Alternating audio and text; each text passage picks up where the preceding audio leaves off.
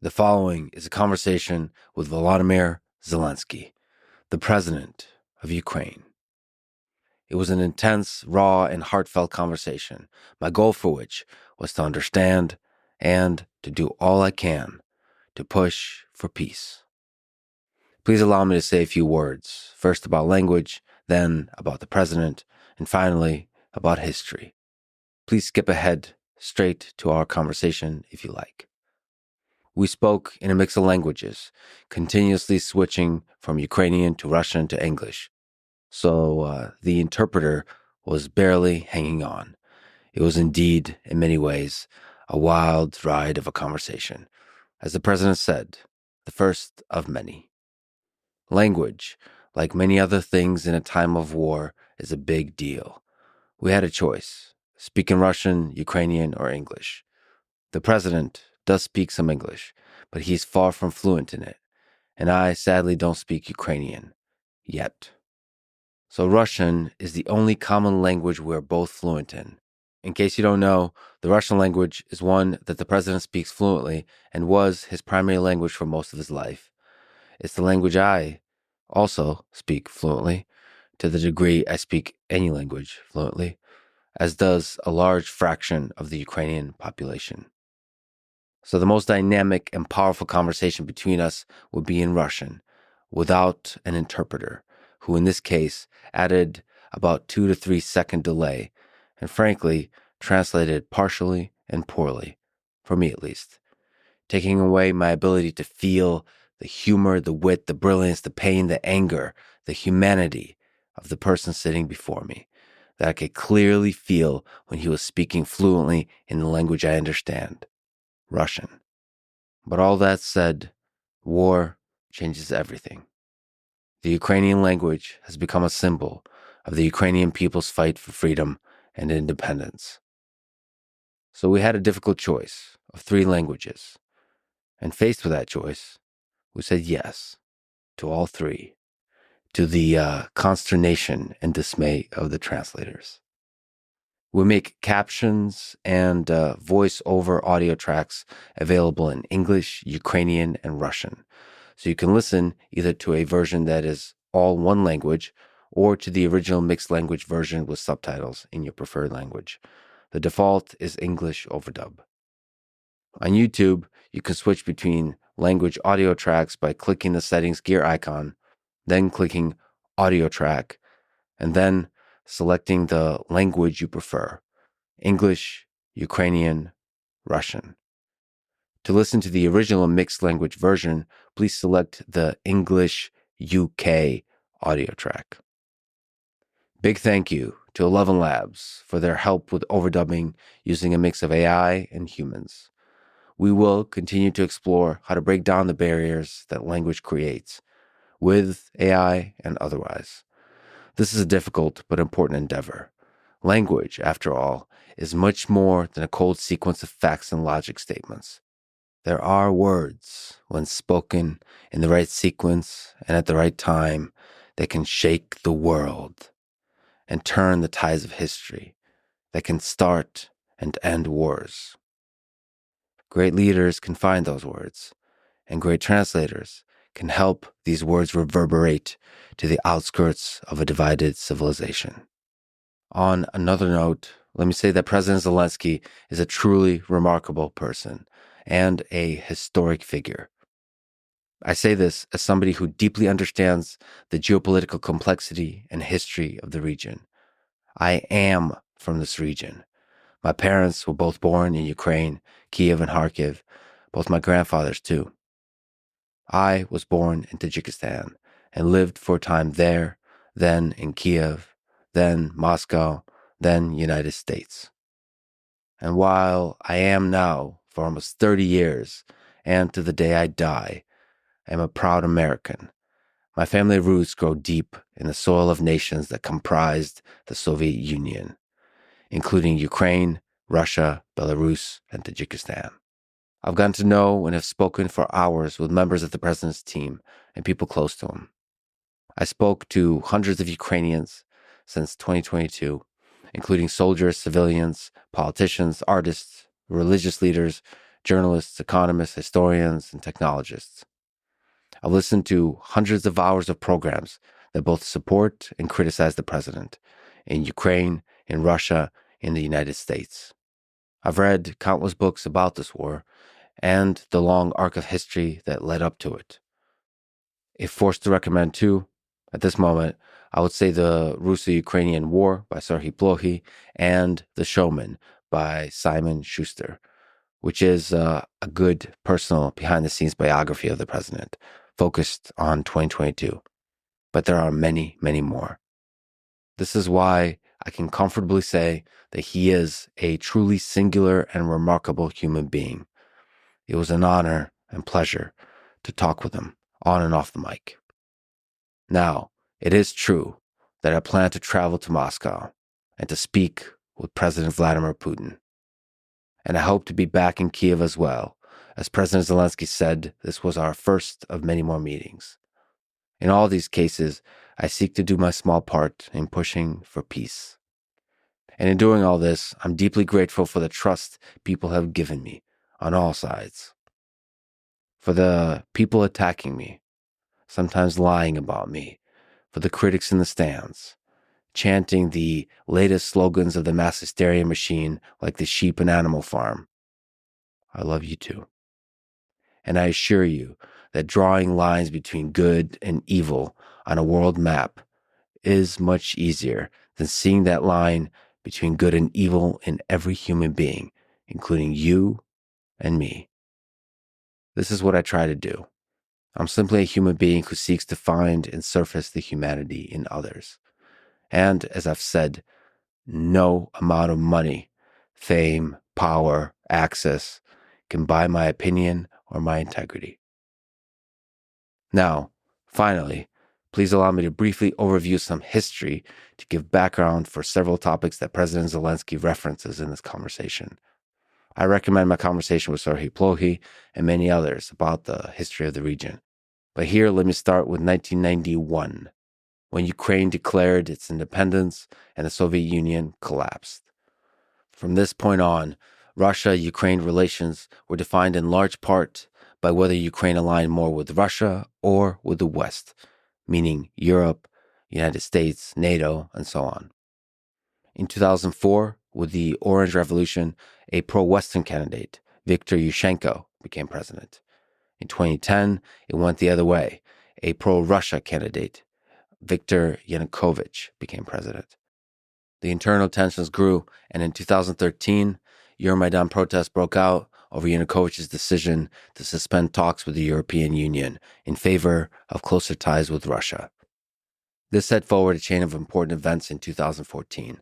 On the politics front, Yanukovych was ousted and fled to Russia, leading to the election of a pro-Western president.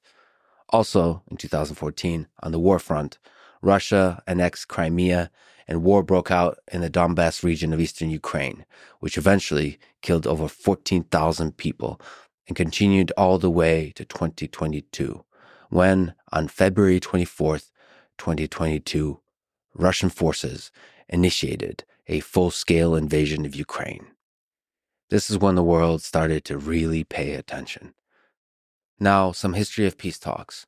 Volodymyr Zelenskyy won the presidency in 2019, and he discusses in this conversation the ceasefire agreements he made with Vladimir Putin in 2019, which was one of many attempts at peace, from the two Minsk agreements in 2014 and 15 to a series of ceasefire agreements in 2018, 19, and 20, all of which failed, in part or in whole.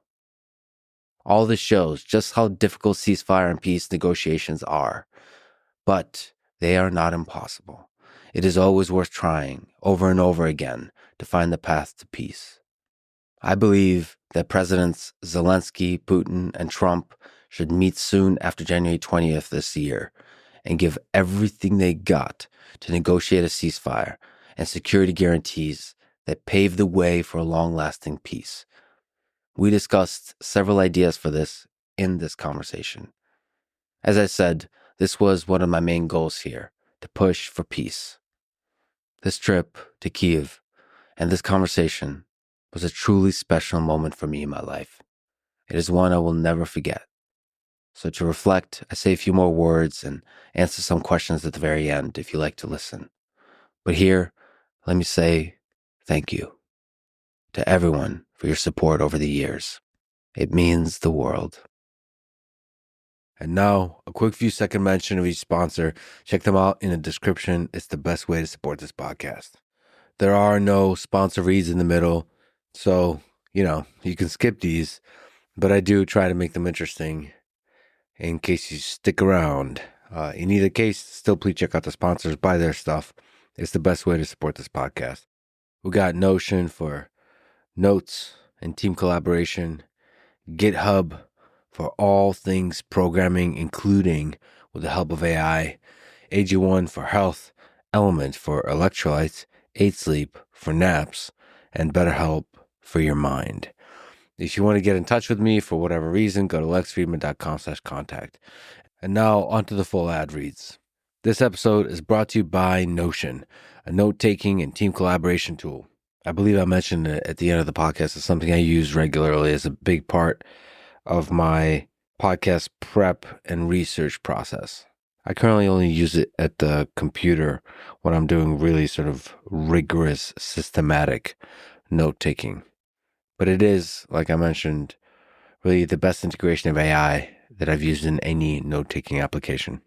I'm a bit delirious at the moment because through the insane amount of work that had to be done to bring together the translation for this episode with President Zelenskyy, I've gotten very little sleep. So here I am trying to put together a few words when the neurons required to assemble said words are just not firing.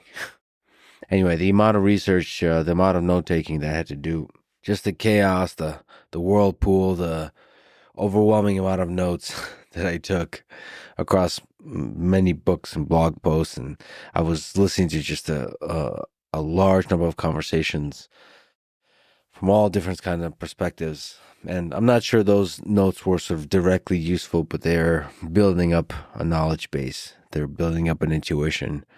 They're making sure that I have a chance to understand. So anyway, Notion played a big part of that. Try Notion AI for free when you go to notion.com/Lex. That's all lowercase, notion.com/Lex, to try the power of Notion AI today.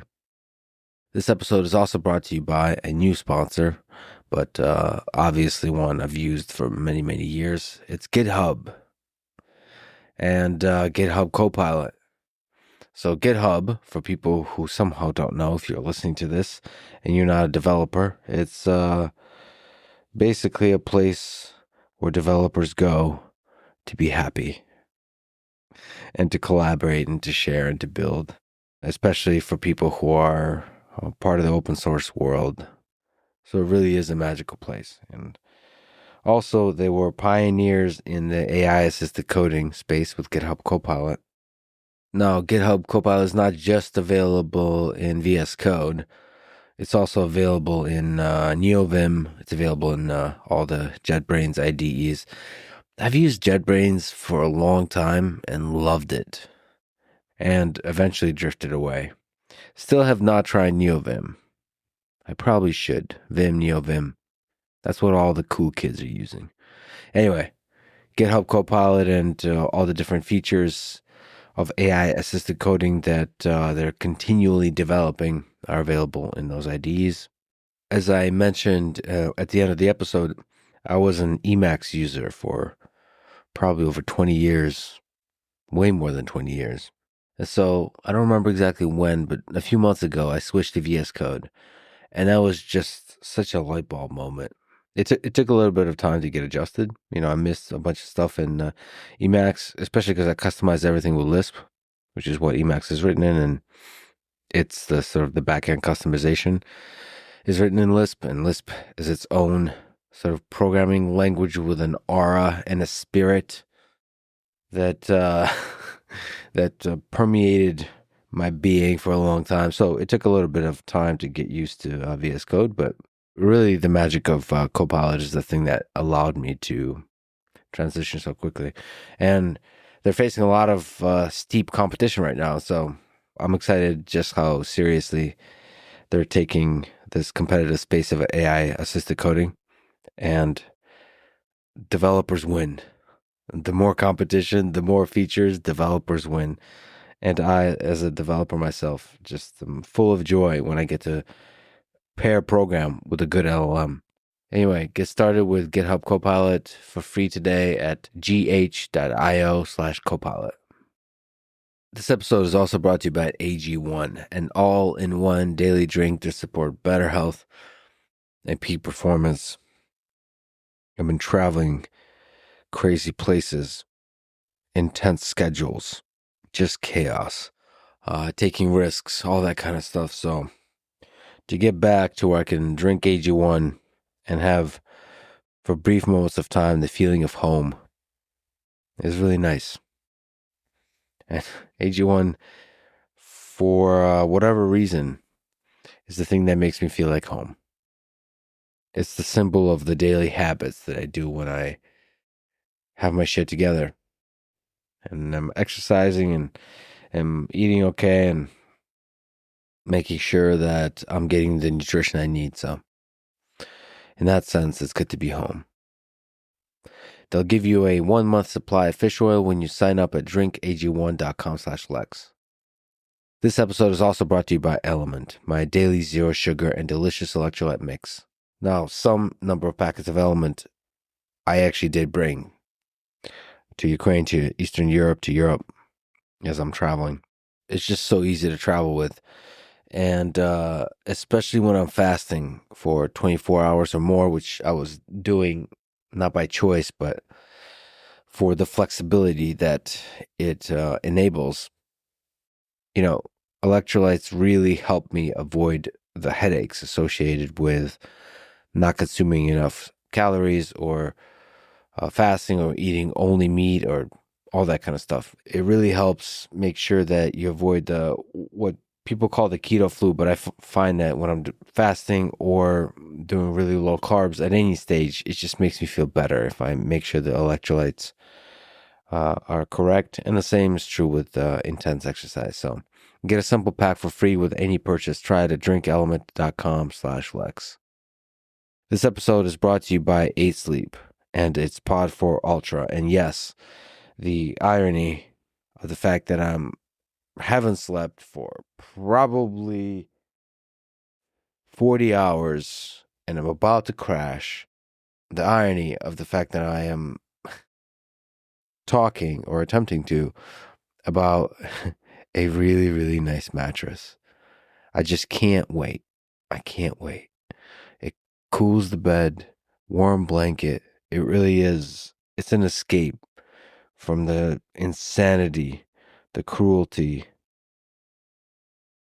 the madness of the world. Yeah.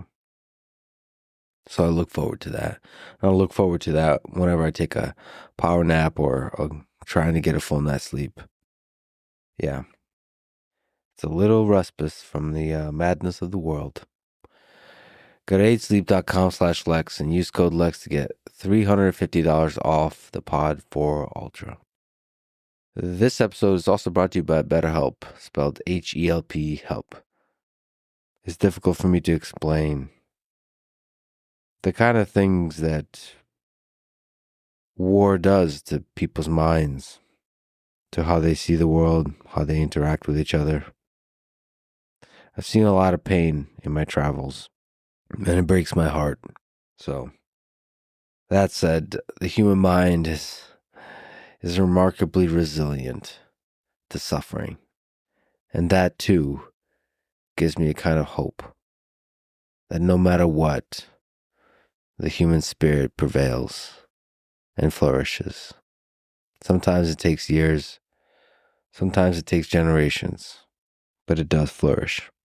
Anyway, I'm reminded of that from BetterHelp. It's a service that helps you figure out when you need a match with a licensed therapist in under 48 hours.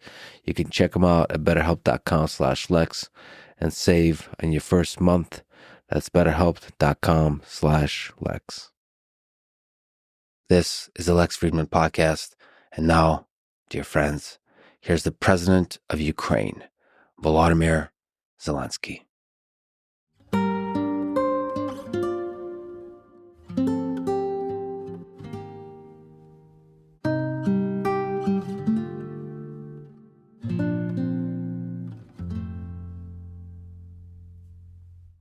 If we can explain why the Ukrainian language is very important, our conversation will be most effective and impactful if we speak in Russian. I speak Russian perfectly, of course, and I understand everything you are talking about. However, I can't respond in Russian the entire interview. It's because this is how it is today. I am not making anything up. You can see it all for yourself. You can feel and hear it. Today, there were 73 missile attacks against us, and people were killed. There were over 100 drones today, and this is a daily occurrence. The people who attack us, they speak Russian. They attack people who were only recently told that this was actually in defense of Russian-speaking people. And this is why I respect neither the leader or director of today's Russia, nor the people. That's it. And I don't think that you can just pretend that nothing's happening and give Putin a pass once again for saying that we are one people, that we speak one language, etc. They speak the language of weapons. That is a fact. And we are peaceful people who want to protect themselves and defend their freedom and their human choice. You know, at the beginning of the war, I addressed Russians in Russian. Zero effect. They're mute. They do not listen. They did not listen. Some are afraid. Some have other issues. They have different reasons. It's like when a person is drowning, and people walk by because they can't hear them.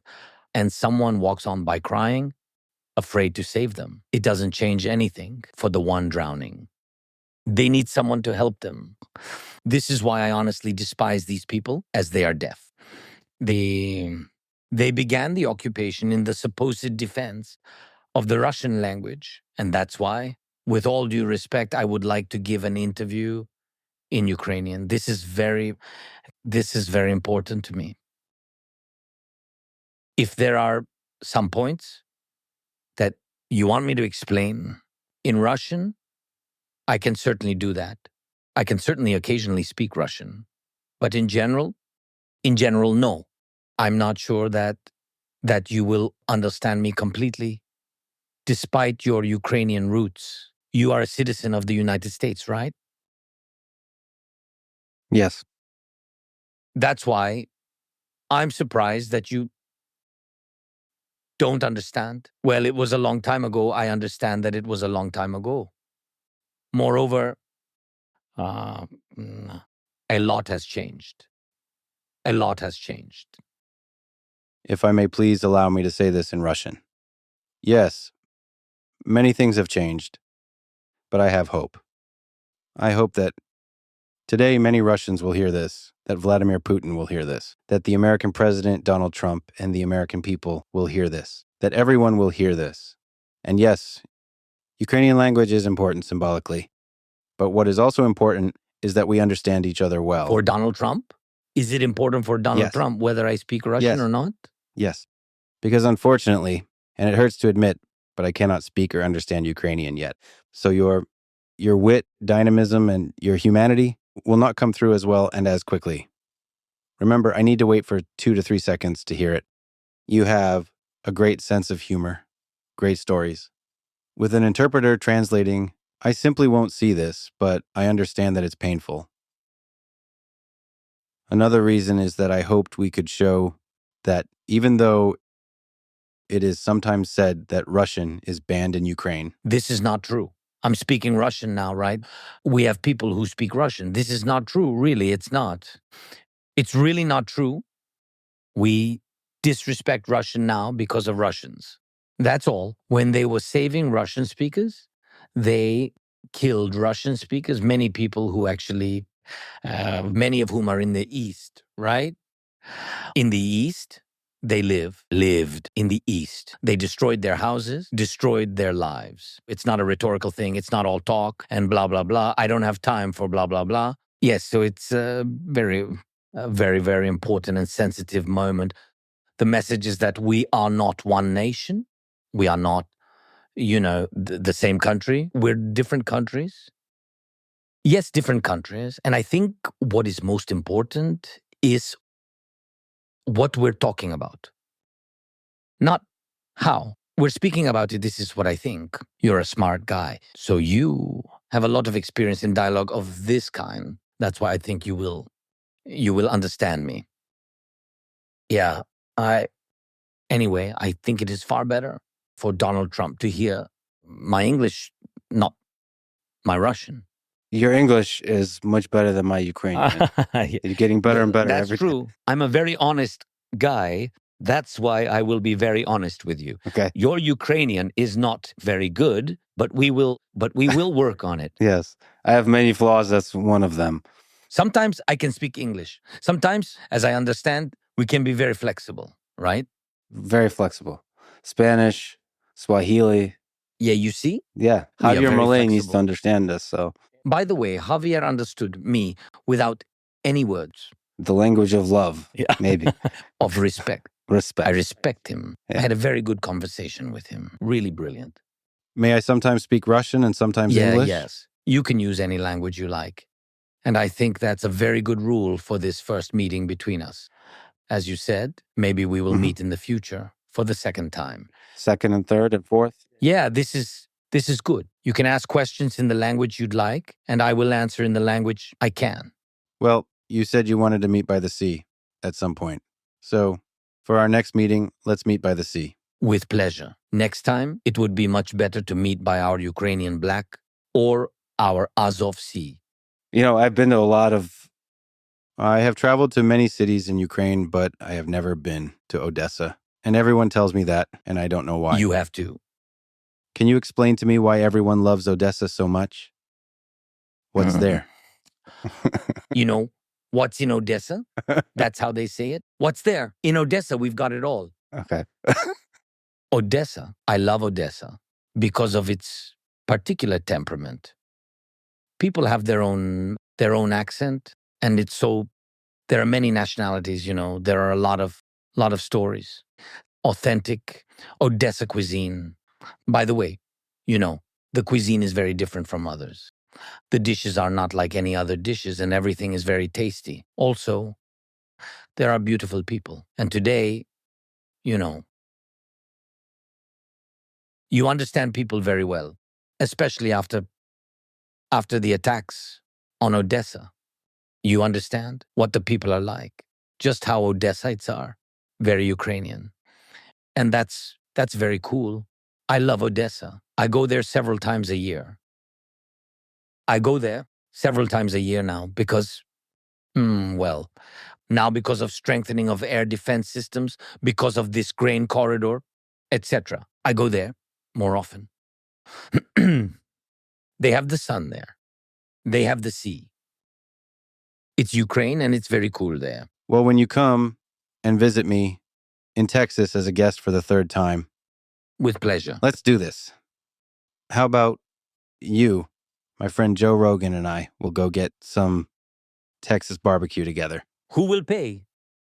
That's a good question. Putin. For everything. He has to pay. Well, yes, we'll invite him too. No. Okay. Without him. Okay, I get it. Understood. But if the Rome Statute will be accepted by your government before this moment. Okay. By the way, I don't know if you know this, but Joe has a great comedy club in Austin. Joe Rogan, yes. And I think that as a person who respects comedy and stand-up comedy, it would be interesting for you to have a look at it. No. He is, I know him, and I saw a lot of different videos. He's a very talented person. So it would be a pleasure if you invite me and I'm able to do it. I am a little bit busy. Yeah. But if I'll be in the United States, I hope that I will have a conversation and a meeting with President Trump. And of course, during my visit, if I'll have the time, it would be a pleasure if you'll invite me. With pleasure. You know what? I will pay. Good. Yeah. I had to think about it, but you are the president. Yes, with you, with pleasure. When the war is over, please come. Thanks and so when much. you're less busy. Thanks so much. If we can go back many years, World War II. Tell me the story of your grandfather who fought in World War II. My grandfather, he graduated from the military academy. And from the very beginning of the war, he went to fight. He was in the infantry and he fought through the entire war. He had many wounds. As they used to say back then, his chest is covered in medals. And it's true. He had more than 30. Yes, more than 30. He was the kind of man. He was such a serious man. I loved him very much. And we had a very close relationship. He didn't like to tell details about the war. He never boasted. Although I asked him, as a boy would, how many fascists did you kill? He never talked about it. He believed that the war was a great tragedy, a tragedy for everyone. And Ukraine was occupied, and it was a tragedy for Ukraine, a tragedy for Europe, and a tragedy for the Jewish people. His own brothers, his entire family were executed. They were tortured by fascists who had occupied Ukraine and their village. His father was the head of the village, and he was killed. They were shot. It was a mass grave, right? Yes, it was a communal burial. Some of them were killed outright, and others were buried alive. His 4 brothers, they all went to war. As soon as the war began, they were all there. He was the only one who had a military education, and they all died in the war. He was the only one who came back. He had nobody. He came back and he found my grandmother, his future wife, and she managed, what was it called then? I don't know. They don't have them anymore. It was a childcare facility, an orphanage, so to speak, a place where orphans lived, children who don't have parents, children of war. And she managed this childcare facility with difficult children, as they used to call them, difficult children who went through the war, who saw their parents killed, and this is how they met. Because these difficult children, they, sometimes behave differently. They could steal something, do something bad. There were many children in the orphanage. Yes, that's how she met my grandfather. And I loved him very much. And I think that my grandfather, frankly, would never have believed that this war is possible. He would never have believed it. Because he worked in the police after the war. He was a colonel. He worked in criminal investigation all his life. So he fought with bandits all his life after the Second World War. But also, I believe he fought for justice all his life. And we all lived in one apartment. And even after his death, I lived with both of my grandmothers and my parents, 2 grandmothers, who both lost their husbands. Both of them died. Well, it was an ordinary family that lived like everyone lived back then in the Soviet Union, and even after the Soviets in the 90s. We lived in one apartment all together. What else is there to say?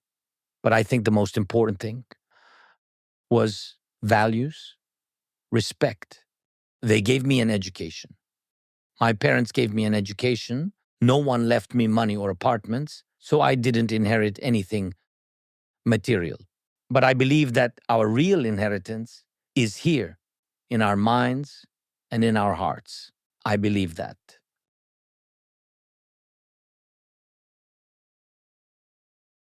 There's Understood. 1 second Yeah, delay. So if I'm sorry, if you it's fine. tell a joke, I will laugh about 1, 2, or 3 seconds later. There's a delay. So, ordinary family, but not an ordinary time. World War II. World War II. Speaking of mass graves, I was at Babin Yar yesterday. A large part of my family died there.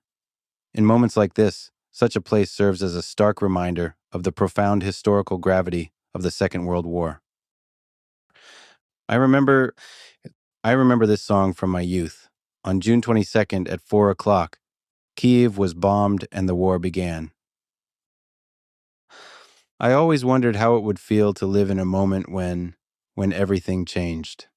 The path of humanity completely shifts in a single moment, just like that. What do you think about that moment in 1941? Now, after the 2022 invasion, how do you perceive the Second World War after you have witnessed all of it? Well, firstly, the war actually started earlier. It started here in Ukraine. Kyiv was bombed, as you quoted. But the war had already begun before that. And I think I perceived it as a start of the full-scale invasion. Well, I think it's hard. It's hard to understand why nobody wants to listen, look at, and analyze history. War, the rise of fascism and Nazism, the emergence of Hitler, Goebbels, and their entire team. At the time, this wasn't just about one party or even one country. It was essentially a wave of hatred, a wave of one race above the rest. They were, in fact, constructing and ultimately implemented a theory around this idea, later seizing Europe. They created a theory of one nation, one race, one world. Their world. Of course, this idea is absolutely senseless, but it has become radicalized over the years and even gained support. A vision of one world. And in principle, the so-called Russian world, the ideology Putin promotes and imposes, it wasn't originally like that. He was a different person back then, or maybe he was always like this, but his rhetoric was different. At the beginning, remember, he talked about the EU and even about Russia's future being tied to NATO. There were even talks of joining the European Union, NATO. He spoke about shared values with the West. That's how it all sounded back then. And we must also look at Hitler, who was seriously, before the radical idea of taking over the whole world, he actually made certain steps, and everyone believed he was helping the economy. And to be fair, he did take some steps in that direction. But he was a terrifying person. None of those actions justify him, nor do they excuse his actions. And that's why we cannot look at the Second World War as if it started in 1939. It didn't begin in 1941 either. We need to draw conclusions. When did it start? With the weaknesses of the world. The division of European states, the Molotov-Ribbentrop Pact. All of this happened before 1941. People who were more informed, those who dug deeper, whether they were politicians or not, whether they were from different walks of life, including business, which was different back then, were speaking about all of this. Hitler won't stop. There'll be a world war. Hitler will destroy nations. Nations. And that's what happened. Someone looked the other way. What I told you about. Europe was sinking then. I gave you an example of it. But the whole world looked the other way and didn't pay attention and said, no, we can negotiate with him. I'm telling you, he is okay. We can negotiate with him. He's just more right-leaning. Or it does not matter what they said. He's just very pro-nationalist. This is all nonsense. And this is not the first time. And Hitler isn't the first such case in history. We're dealing with a person who is allowed to stick to this desire to destroy. He was consumed by it and enjoying it. And what happened to Hitler? Now, what about Putin?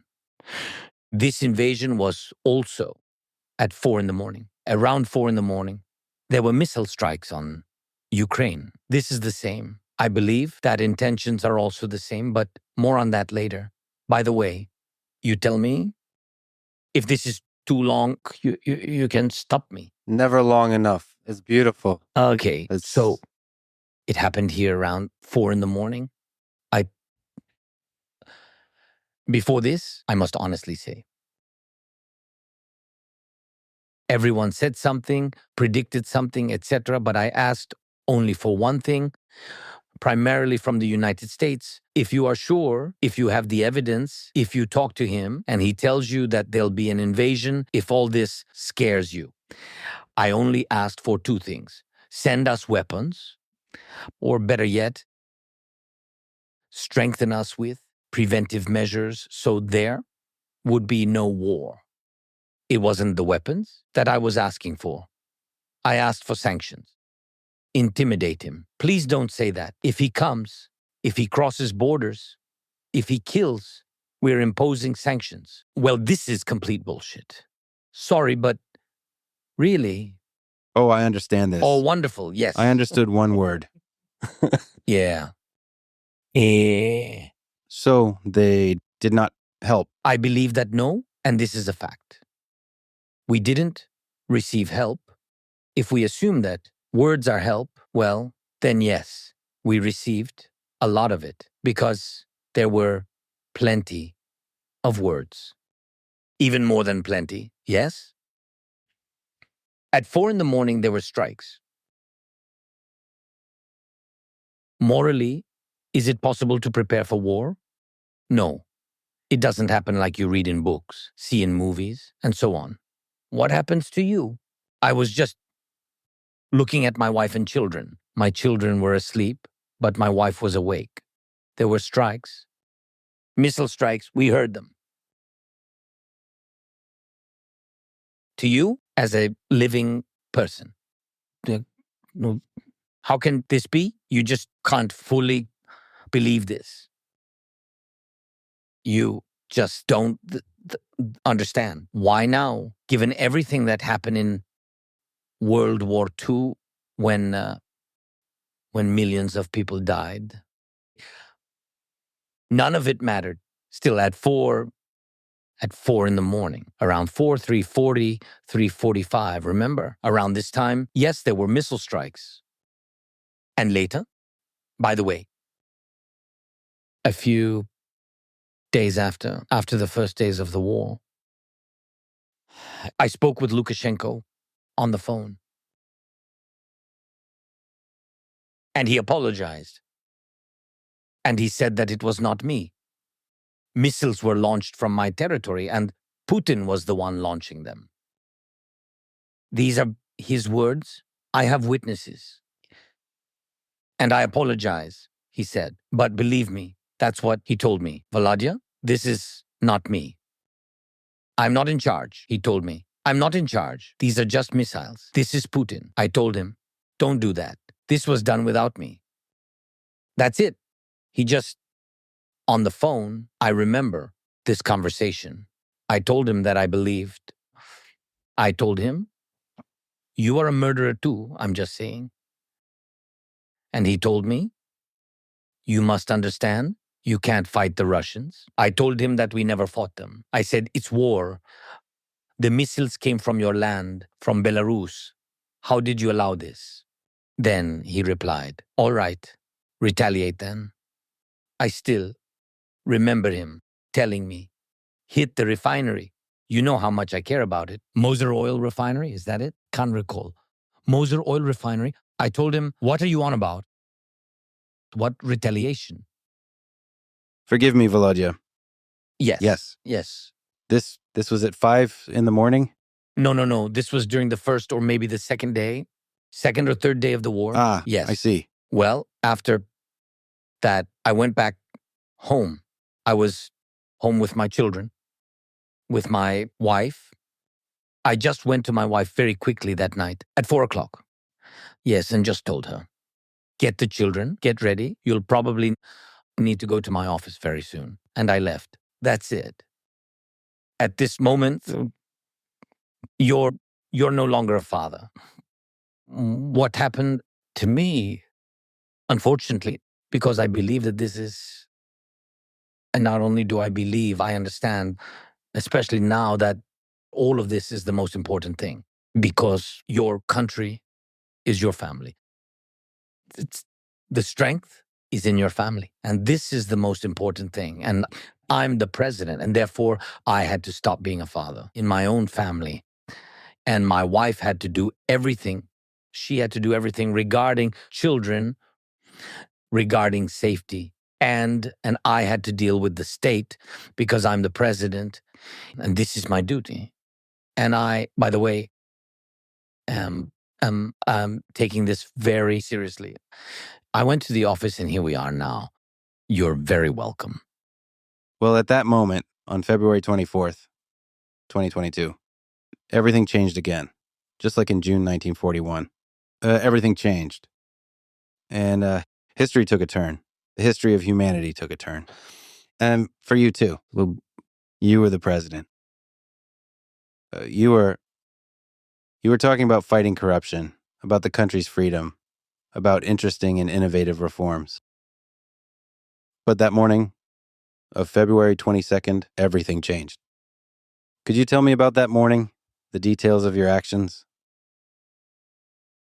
When you had to quickly make difficult decisions. What was the process for you? How did you make these decisions? Did you discuss them with people you trust to understand how to respond to this invasion in every technical, political, and military aspect? What was the process for you? How did you make the decision? According to our legislation, in principle, I'm the supreme commander of the armed forces of Ukraine. So I had to give corresponding orders. Yes, I have a military office. And then later there was a military headquarters where all key people gathered. This is not only about the military, it's about energy, etc., all key things. But at that moment, I made the decisions quickly and without a doubt.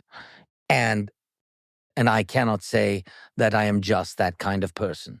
I'm just a living person who believed that if help is needed right now, to help evacuate people, help with children, several cities were blocked. I was only thinking about how to deliver food there within a day. We did a lot of things, although we understood that they, in fact, occupied part of our state. And we distributed weapons to people. That's how it was.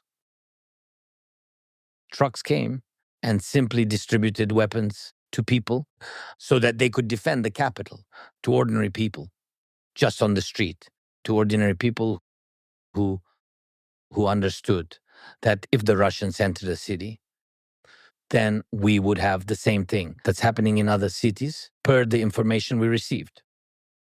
Thanks to digitalization, by the way, we had very good digitalization before this. We preserved a lot. And even when they were surrounding certain cities, a lot of things still worked. The banking system, the internet, we had television. And thanks to this, I made several decisions to ensure that people are united and have all the information. Russia is very good at spreading large-scale disinformation. Fortunately, I have 2 decades of experience, managing a production studio, TV channels, and large media resources.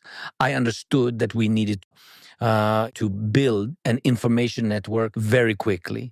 Thanks to this, I began to address the people constantly. This happened several times, 3 to 5 times a day. In fact, I became that an information source for people who were in cities that were cut off from other information. And it was very important for me to keep all things digital, to keep the internet, to stay in touch with everyone, with all the people. Initially, that's the contact we had. And then we also built a media platform. So where we had all the news agencies of Ukraine. And this network was called Marathon. And it was also very important for the people to trust us.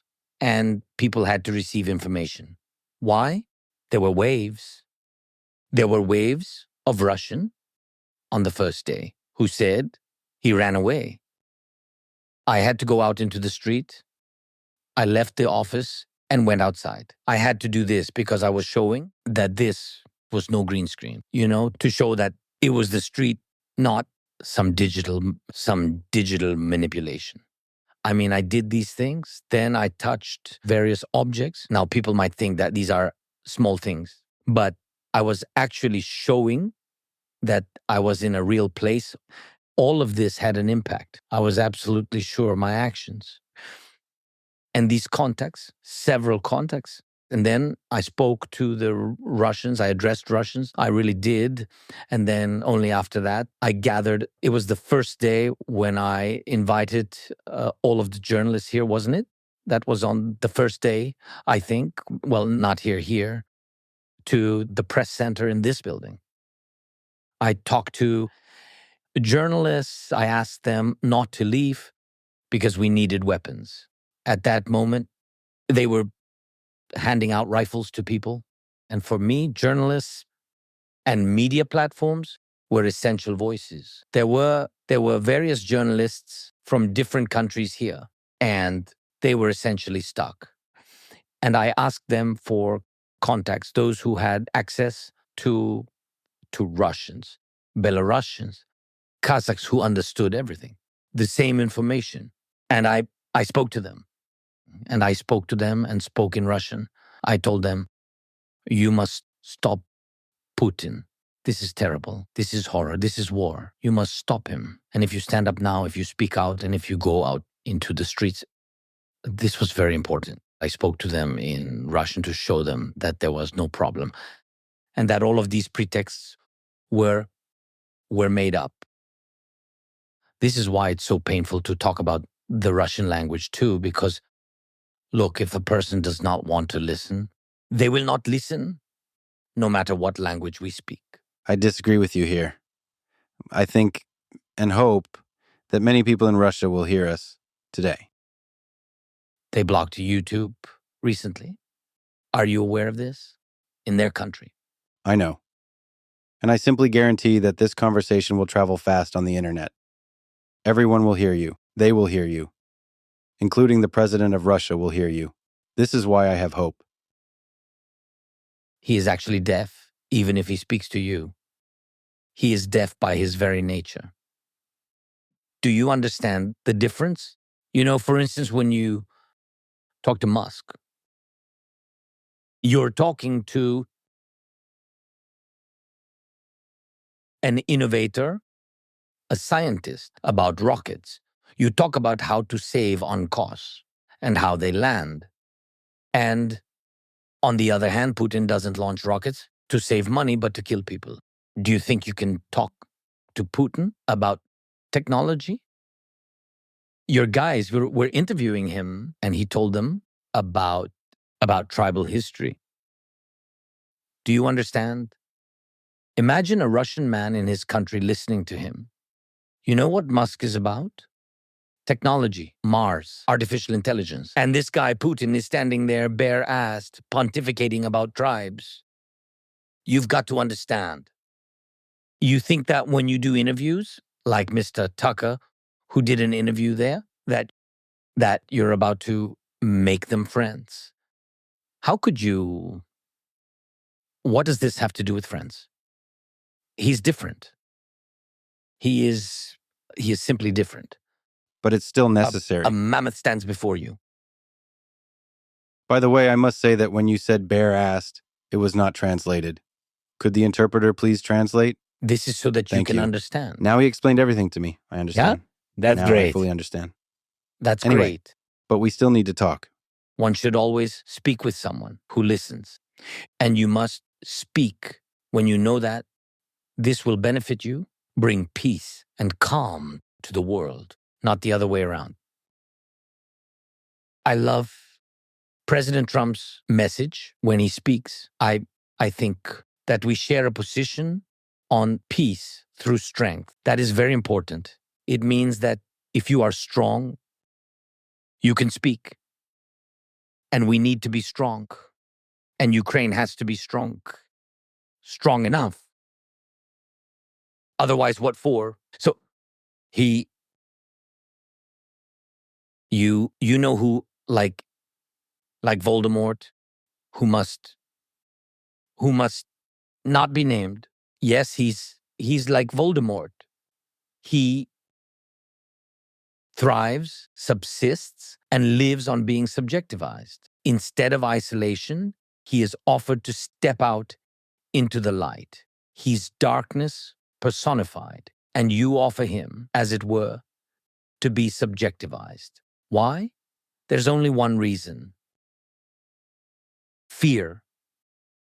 And you say, we need to talk. Listen, we need to be in a strong position and not talk, but end the war. Yes, it is possible through dialogue. We're not opposed to it.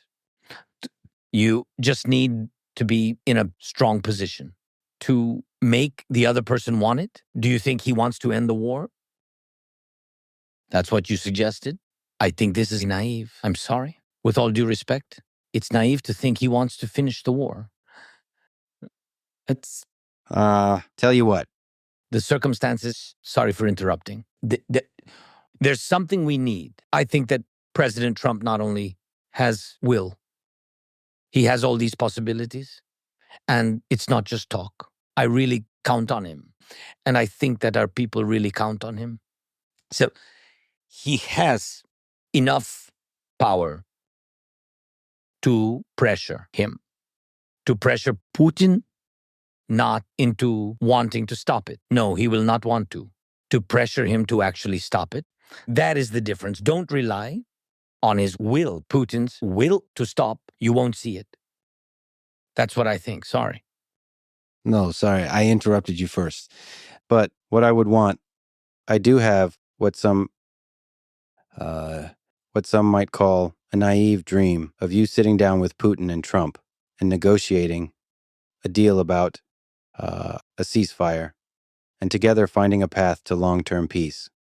And I think this requires strength, requires negotiations. There are a lot of carrots and sticks here that can be used to make a real deal. And Trump is very keen on making a deal and ready to negotiate. Can I ask you a question? Yep.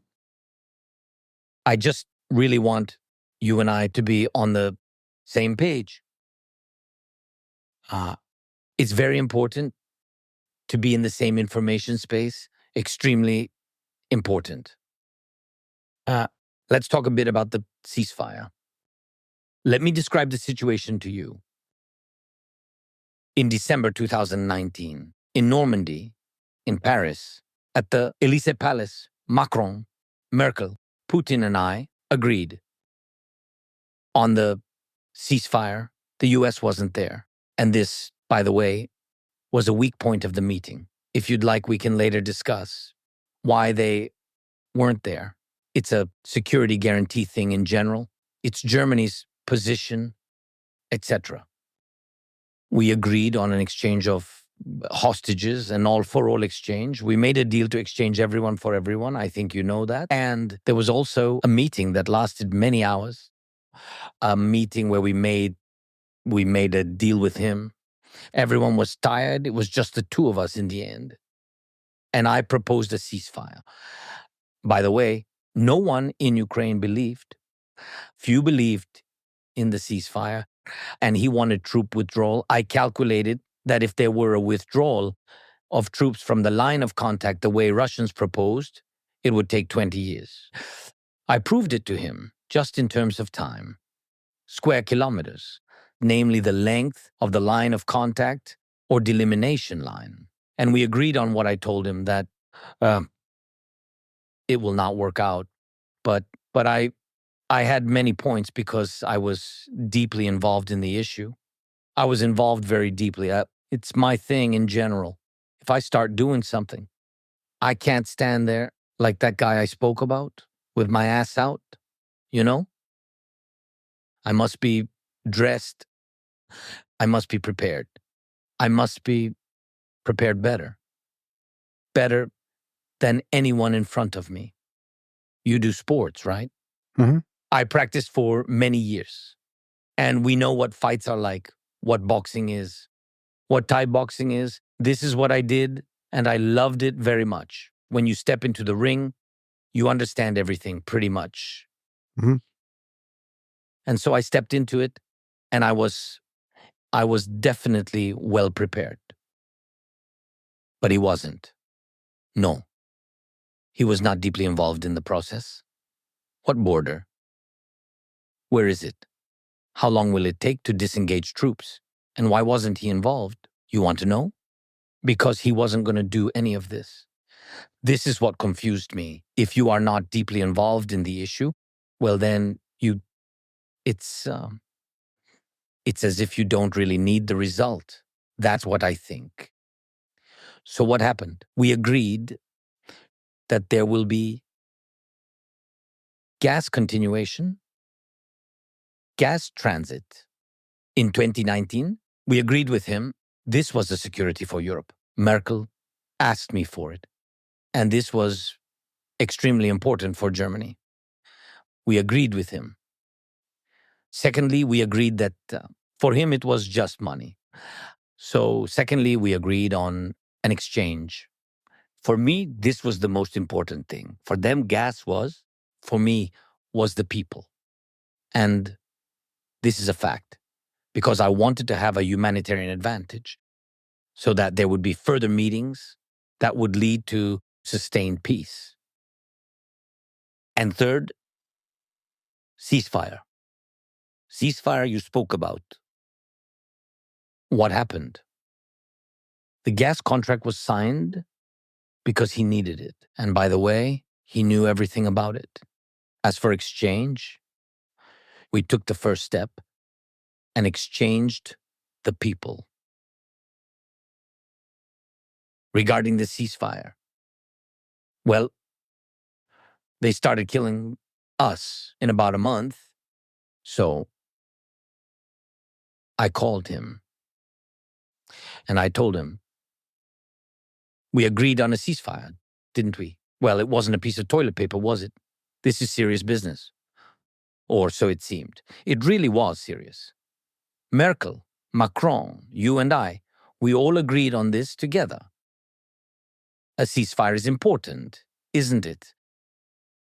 Not for New Year's, because everyone was celebrating New Year's. And now they're offering us a Christmas ceasefire. It's all the same. A ceasefire for 2-3 days just to get some praise. But this isn't a performance. This isn't some kind of theater. No, this is about people's lives. And that's what happened. After that, I called him a few more times. I think I only had 2-3 calls with him in total. I asked him for a ceasefire. He told me it couldn't be. We will figure it out now. People from the occupied territory, Russians and separatists, they were all there together. They continued to shoot and kill our people. Yes, the front lines were quiet, but they killed people. They were killing people. And I kept calling him. I called again and again, but there was nothing. Until, after a few months, the Russians stopped answering the phone. We did not have any contact since. I wanted another meeting, like we had in Normandy. I wanted the next meeting. I wanted to find a solution, but the Russians refused. We tried to make it happen through various European countries, and not only European, but the Russians refused. They passed along some kind of bullshit, made excuses. They didn't want it. Meanwhile, they were sending their snipers. We had evidence, living proof, even video evidence, because some of them were captured back then. Those were the snipers in training. They were training them. And later those snipers operated in Syria and Africa. These snipers were training in our country, in the East. Ukrainians were living targets.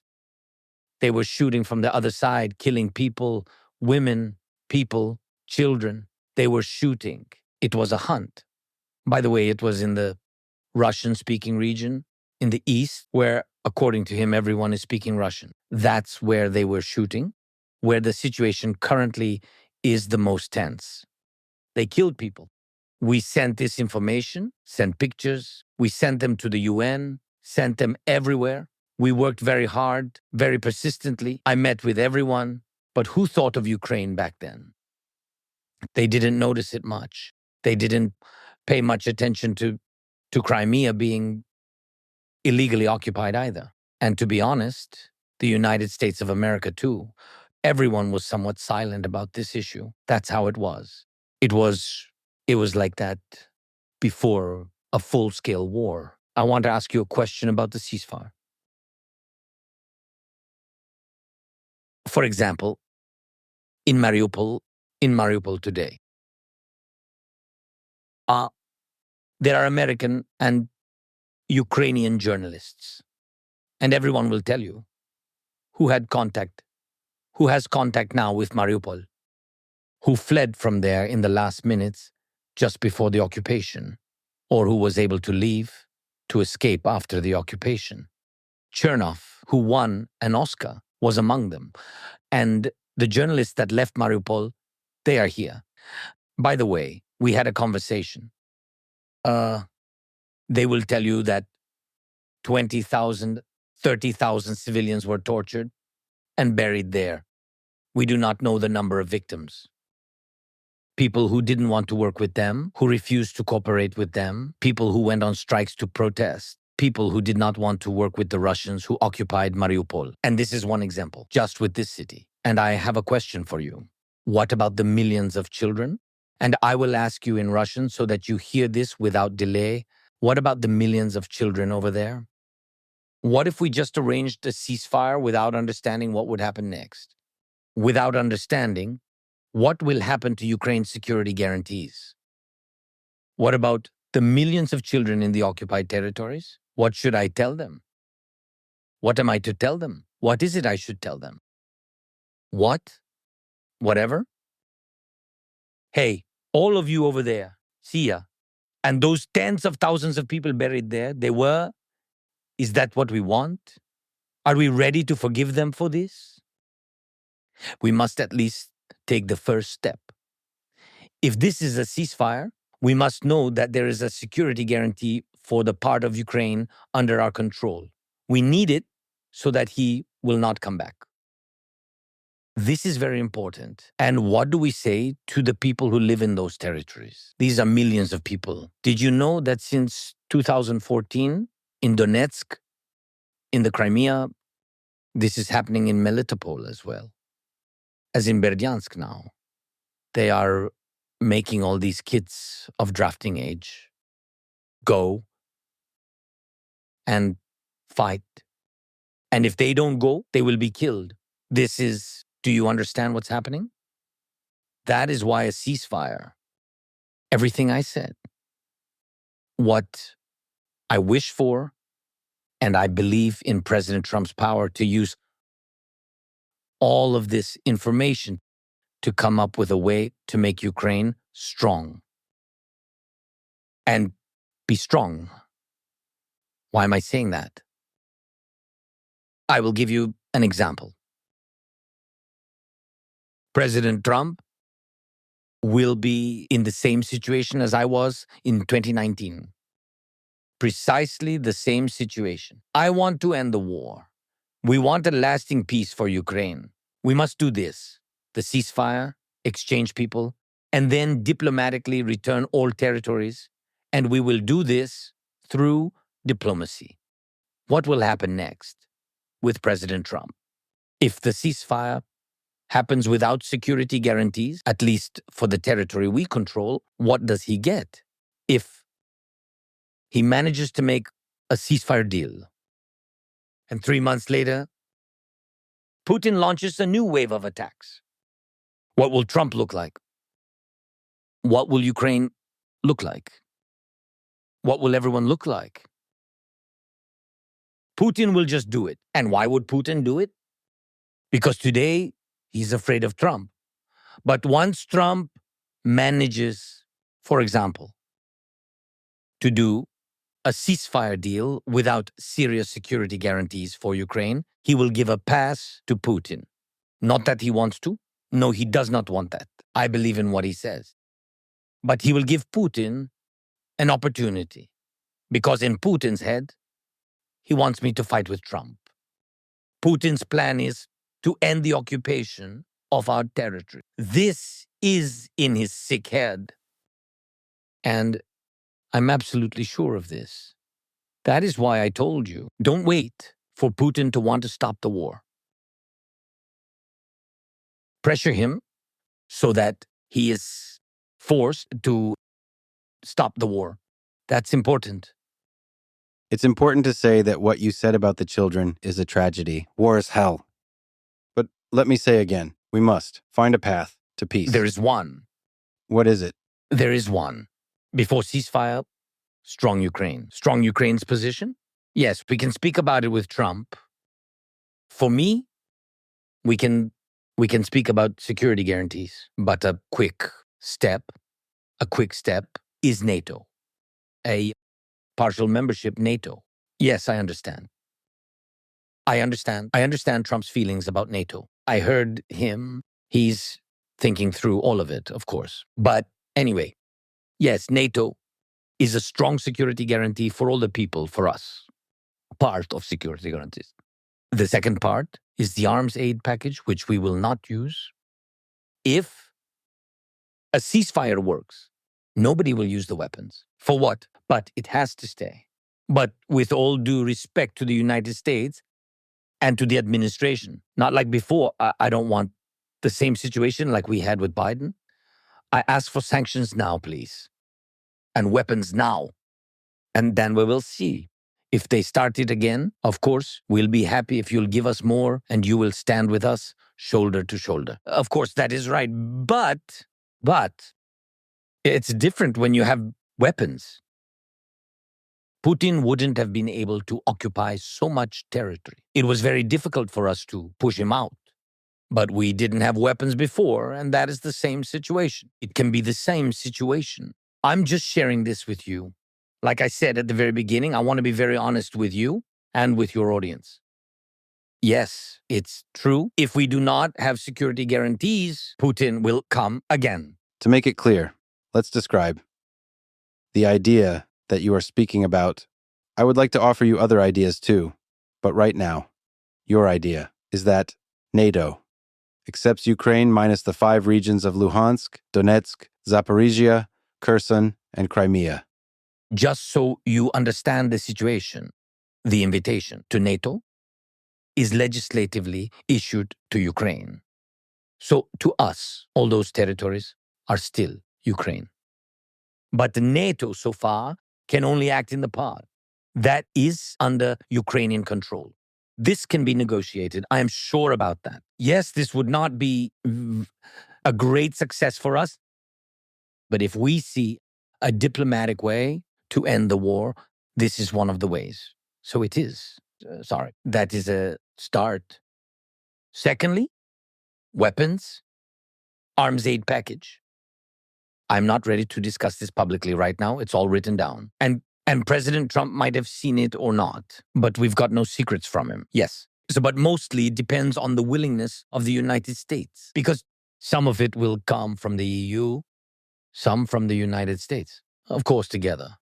So not just from the United States. No. We need unity with this package. So the package and sanctions. Yes, sanctions. But I think it's in the interest of all the smart people to not have Russian energy on the market in general. So he has to stop it. That's all. It's fine. American oil, American gas is okay. Why not? And it's cheaper. So it will be cheaper for the whole world. The money will go to the United States. And I think he will be happy. And the president and your people will be happy. But it's your decision. I'm just sharing. Yes, and cheap oil. So Putin won't have so much money for the war. And that's it. But this is difficult because it's a lot. You're saying to continue the sanctions on Russia to accept Ukraine into NATO. I need to ask you some difficult questions about this. Yes, go on. I trust and respect your words today. Many people respect and love you in America. Trump respects you. Loves me? Oh, come on now. Remember last time you corrected me? When I said that you love Javier Milei, you said, no. I respect him. So let's not talk about love today. But could we talk seriously about guaranteeing Russia's security? Okay, can I interview you a little? Question is, what land is the war happening on? And where did it start? On our soil, on our territory. International law was violated. The sovereignty of our country was violated. Civilians were killed. Tens of thousands of our people were taken hostage. And everyone will tell you this happened. This is what happened. When I speak with the Global South, which is trying to balance the two sides because of the history, because of their roots, and because of their shared economic interests with Russia in the past. And now, of course, when you talk to them, they are speaking a little bit like you. I mean, they're balancing a little bit, Yeah, a little bit in between, but we will work on it. Yeah. It's our first meeting. During the second one, you will be more on our side. Yeah. But it's just You're very convincing. We will see. Very charismatic. Yeah, thank you. But when I speak with them, it's very important. Even with their balancing attitude towards the war, they all recognize that this is a war. This is not just internal conflict. This is a full-scale war that Putin began. And all of them, if you talk to them, they say, but then they all recognize that it's his own big mistake, Putin's mistake, and that he's not right. That's why I said, no, he's not right. And you have to begin from this. If you begin at the middle, between Ukraine and Russia, of course, we can speak like this. You are in the middle and say, okay, what's going on? There is a fight. Where is the fight? It's not the fight like in Europe, when Napoleon is fighting against somebody in the middle of Europe. No, this is not in the middle of somewhere of the planet, not the planet. It's concretely on our land. So one country with one army, one person came to another. That's it. It's very clear. Again, I would like us to find a path to peace. So let us nevertheless try to start in the middle. What other ideas do you think might? You are a very intelligent person. And your Russian isn't that good either. Huh. And I told you Yes. that this is only our first meeting. My English is not very good either. Your English is very good. Thank you. To be honest, I'm terrible at speaking in every language. Well, there are other ideas. For instance, sorry to say this, it sounds crazy, Please. But what if both Ukraine and Russia are accepted into NATO? Putin himself spoke about Russia, maybe about NATO. What you just said is very correct. what are the guarantees for Russia? It's not like I'm even interested what happens to them. To be honest, I don't care what will happen to them in the future after the war ends. But these are our borders, and we must understand what is going on there. Well, the NATO guarantees for Ukraine. Actually, this is also a security guarantee for the Russians. Frankly, I talked about this many times before. Sorry, I'm speaking figuratively, but as an example, if you were a father who lost his children, a grown man, a man, an adult, and the war has ended, and he never got justice for real. For example, somebody decides to freeze support. We won't give you anything. You can't fight. You can't continue. So we stop when we stop, without any guarantees, without any support, without financing, okay. And nobody is held accountable, but the man lost his children. He will not get anything. None of the killers will be in prison. All the sanctions will be removed. And he lost his children. And we have thousands of such people. Why do you think they will not go to Russia? We'll find a way and will not kill the Russian soldiers there or somebody there. Why wouldn't they? It's human nature. It's not about us. It's everyone. Read American writers. Always after any war, if there is no justice for people, there must be punishment for the crime. It is only justice. How come my child was taken away? The war took him. This is very scary. And even whether it was my son who was fulfilling his constitutional duty or simply a missile that struck a civilian child. And if there is no justice and the killers are not punished, why wouldn't these people come back with hate? They will definitely come back. So when we talk about NATO is not only stopping Russia. Do not forget, NATO is stopping us too. Because there will not be justice for everyone.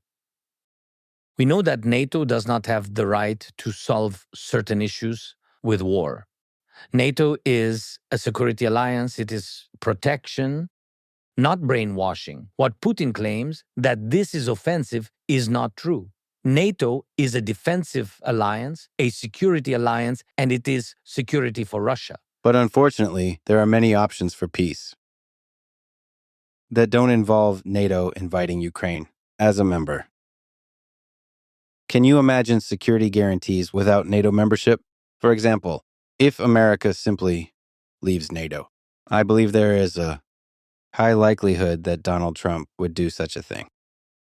I think it's very bad for NATO. That's the end.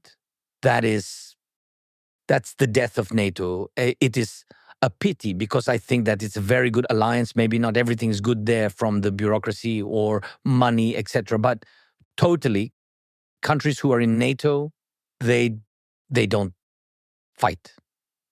There is no war on the land of any of these NATO countries.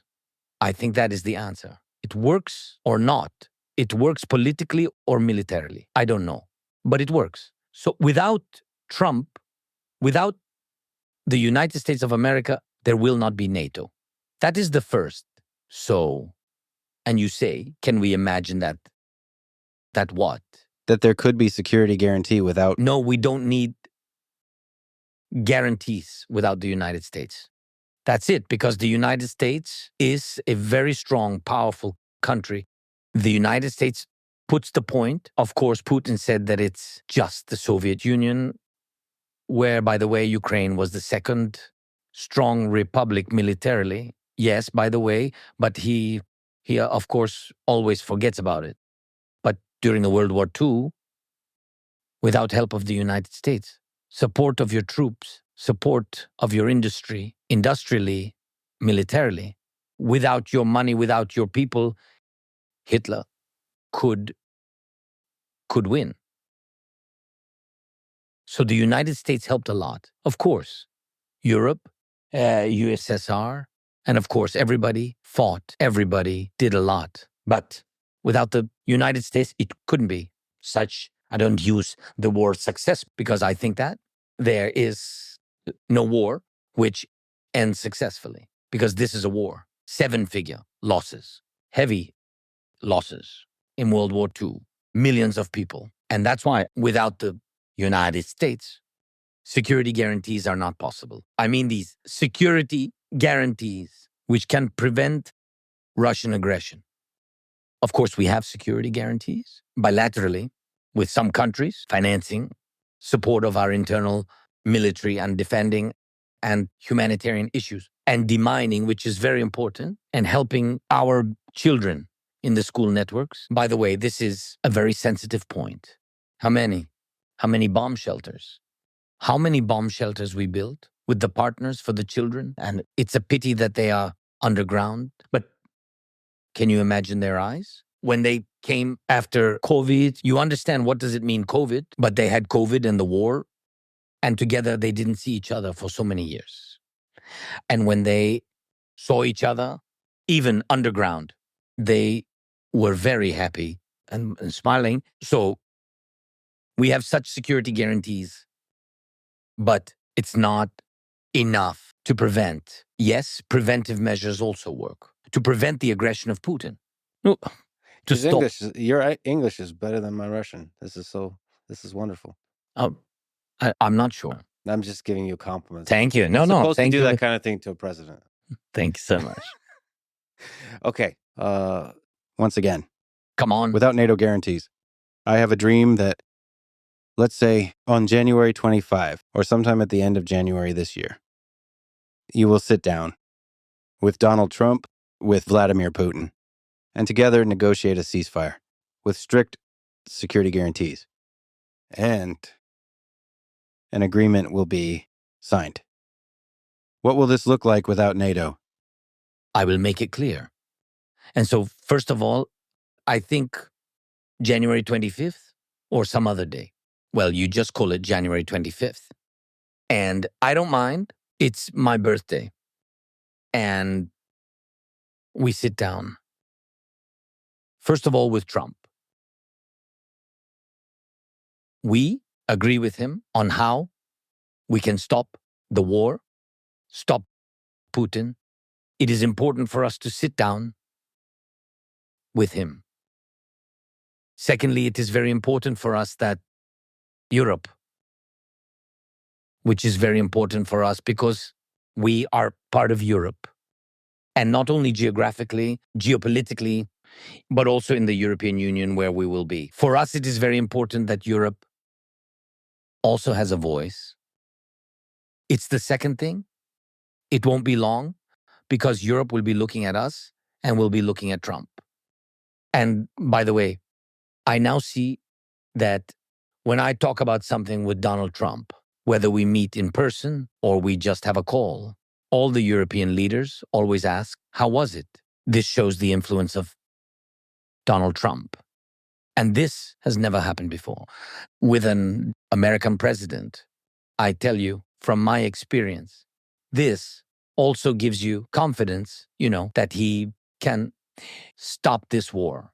That is why we and Trump come first, and Europe will support Ukraine's position because they understand that Ukraine has every right to have its voice heard in this because we are at war. Trump and I will come to an agreement, and then and I am sure that he can offer strong security guarantees together with Europe, and then we can talk to the Russians. That's right. Not just 3 of us sitting down at once. And you still talk to me like that? Do you know how? As if Putin wants to sit down and talk, but Ukraine does not. This is not true. I think that, yes, he is in fact ready to talk. Did you talk to him? On the phone or what? How do you normally talk to him? I don't know. Normally by the sea. The same as with you. He invites you to the sea with me. Just the 3 of us. No, one of us may drown. Who? Are you good at swimming? Yes, I'm a good swimmer. You're a good swimmer. Well, And I would like to add that if you have any contact with them, I just want to hear what happens then. I have never talked to Vladimir Putin, but I have a feeling that he is ready because Donald Trump is ready. I hope you are ready. And this is not just a feeling, but a dream. I have a dream here that the three of you will get together in a room and make peace. And I want to understand what it looks like, what security guarantees look like that would satisfy Ukraine, that would satisfy Russia. Ukraine needs security guarantees first and foremost. We are in danger. That is why they are called so. This is no joke to me. Let's take a few steps back. Interesting. Why are security guarantees, a strong position of Ukraine, strong weapons, and so on so important? I will give you a little history lesson. Although I think you have prepared yourself and know everything perfectly, well, you can correct me on that. Yes, Ukraine had security guarantees. The Budapest Memorandum. Nuclear weapons are the security guarantees that Ukraine had. Ukraine had nuclear weapons. I do not want to characterize it as good or bad. Today, the fact that we do not have them is bad. Why? Because this is war. Today we are at war. Because you have unleashed the hands of a nuclear power. A nuclear power is fighting against us, against Ukraine, and doing what it wants. By the way, even you are now talking about ceasefire, just a ceasefire. Maybe give flowers to Putin, maybe to say, thank you so much for these years. That was a great part of my life. No, we are not just ready for this. Why? The Budapest Memorandum, nuclear weapons, this is what we had. Ukraine used them for protection. This does not mean that someone attacked us. That doesn't mean that we would have used it. We had that opportunity. These were our security guarantees. Why am I talking about this in detail? Because if you take the Budapest Memorandum, by the way, I discussed this with President Trump. We have not finished this conversation yet. We will continue it. Regarding the Budapest Memorandum, the Budapest Memorandum included security guarantees for Ukraine. At first, three. The most important security guarantors for Ukraine. 3 strategic friends and partners of Ukraine. This was in agreement. United States of America, Russia, Britain, France, and China joined. There were 5 states that these are not even security guarantees. We now understand that this is not a guarantee of security because on the one hand, these are security guarantees, but there was an English word, as far as I understand, assurance. It is translated as assurance. Assurance, right? And in Russian, it will be, and what? Assurance. That is, give up nuclear weapons because you were under pressure of the US and Russia for Ukraine to give them up. These 2 powers were exerting pressure. These 2 states negotiated to ensure that Ukraine does not have nuclear weapons. Ukraine agreed. These are the largest states. This is the nuclear 5 that does not even provide security guarantees. Now we just need to find these people and we just need to put in jail all of those who, frankly, invented all this. So confidence, assurance. Assurance that Ukraine will be territorially integral with its sovereignty. It was a piece of paper, if you are curious, by the way, that after occupying part of our Donbas and Crimea, Ukraine sent diplomats 3 times. I don't think I remember, 3 times within a few years. We sent letters to all security guarantors, to all members of the Budapest Memorandum. What did they send? That what was written on the piece of paper. Consultations.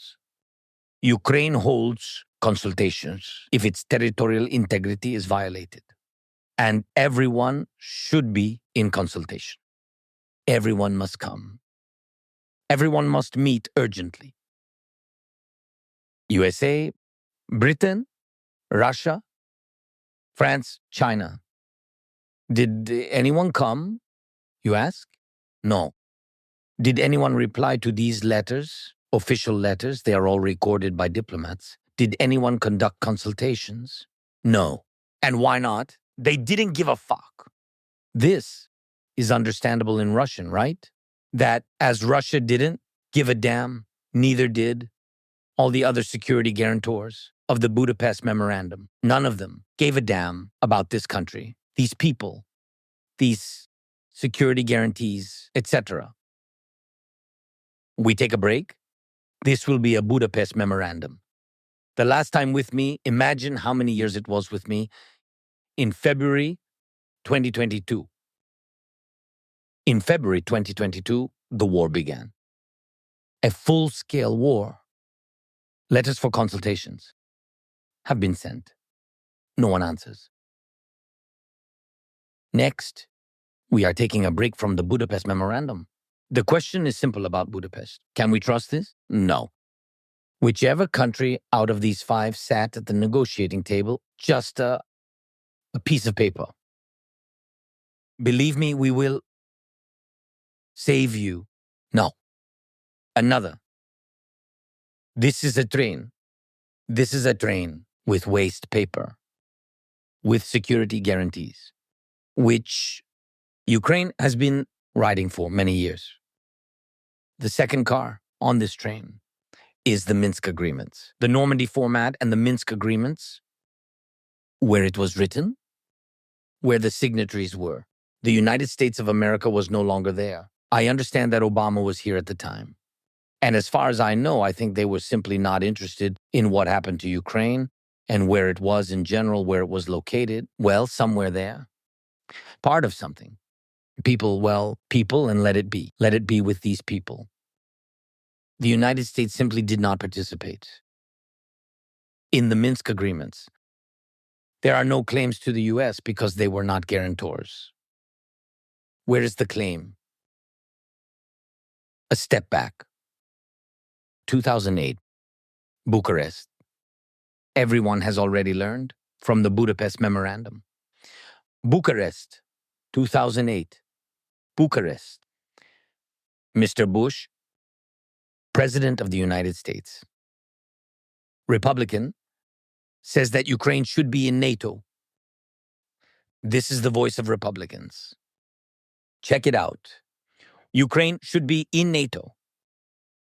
Everybody's looking at the US, always, all in favor. Who is against? Merkel. So she opposes, and she forced everyone not to give Ukraine an invitation to join NATO because that would be a step. Seriously, Republicans were in favor. The US was in favor because Republicans and Bush were not afraid of anyone. They were not afraid of anyone, and they knew that Ukraine rightly wanted to join NATO. She chooses so. And what is the question? Well, people made their choice. Well, and the Russians will not look that way. That was not the case then. Why? Because the Russians were different.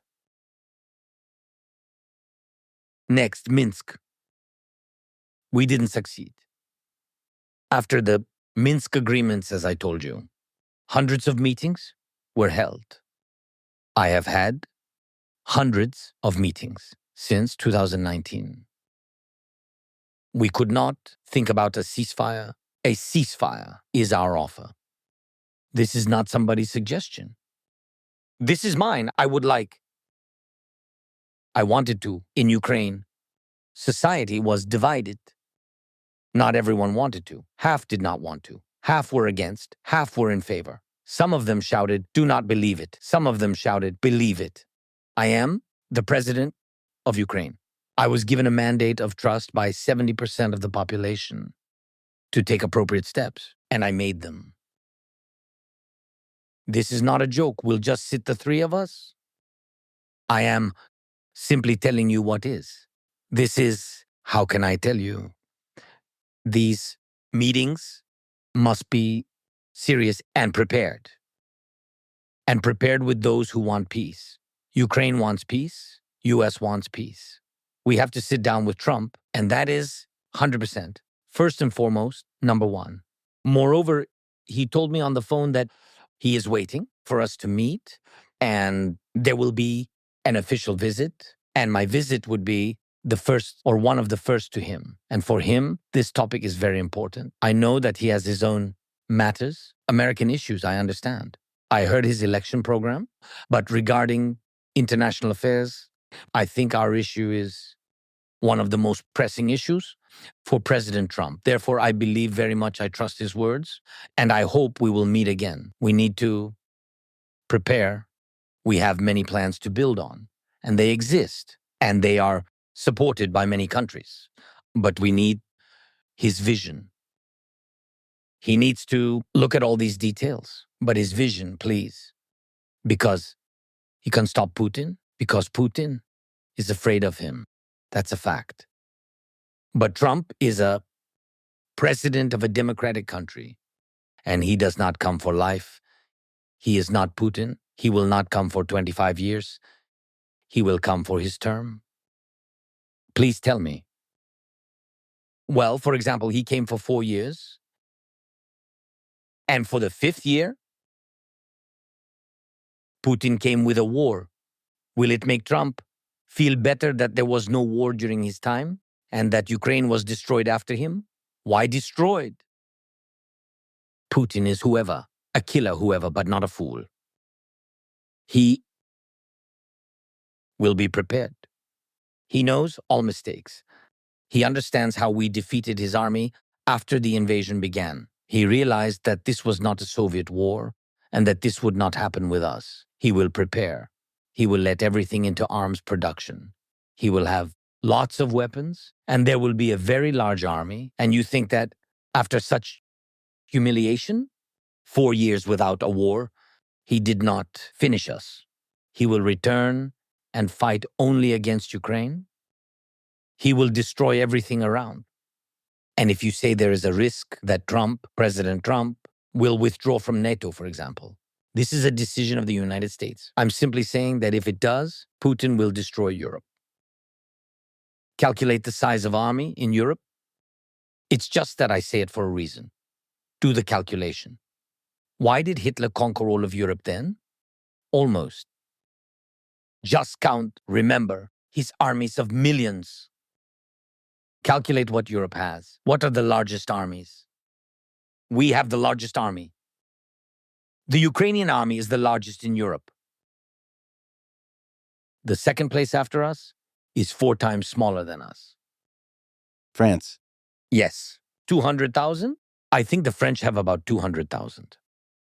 We have 980. So this powerful coalition of European nations. That will not be enough. Yes, it's not going to be enough, but you're a smart man. There's a lot of ideas. Partnerships with Global South, India, Middle East, Saudi Arabia, экономические partnerships, political partnerships.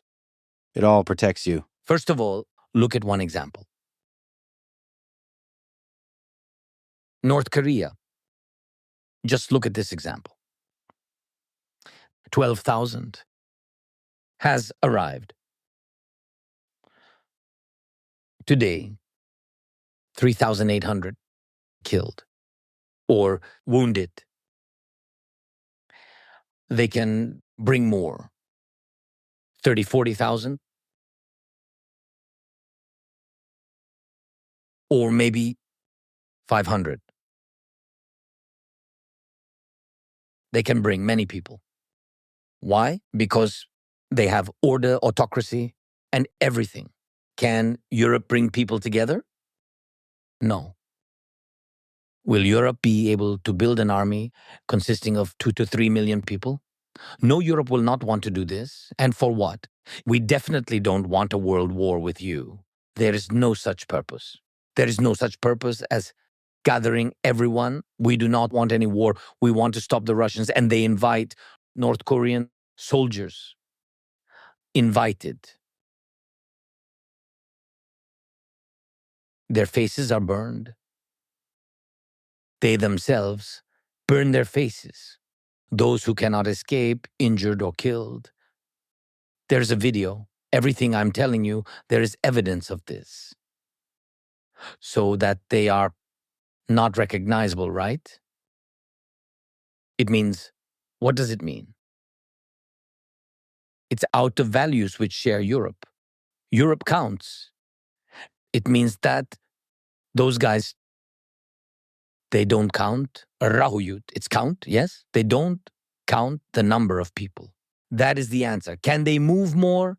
Yes. Can they move dozens of thousands? Yes, because we see what they have. Last year, for example, Europe gave us 1 million artillery rounds. We produced a lot ourselves, but they gave us initiative. It was initiative. 1 million artillery rounds and of 155 and etc. We produce more. But North Korea gave Putin 3.7, just gave him. So he also has a deficit for today. It means he needs what? He needs time. But the number of soldiers, yes, and the number of artillery rounds is not everything. As you have said, let's say Donald Trump guarantees security for 4 years. You can form partnerships with India, with Saudi Arabia, that enforce punishment, the stick, on oil prices, for example, if any aggressive action is taken. You can actually even build, I've met a lot of incredible Ukrainian tech people, IT people. You could build great companies that form partnerships with the United States, that form partnerships with China. And that is a big leverage against aggression of however many million artillery rounds. And that, a sheet of paper, you don't need a sheet of paper of protection. That's you. Well, when you speak in English, yeah, you don't even need answers, because when you now were talking, you already answered on all the questions. The first one is that during this time, you need just cooperation, a lot of money for this military industry.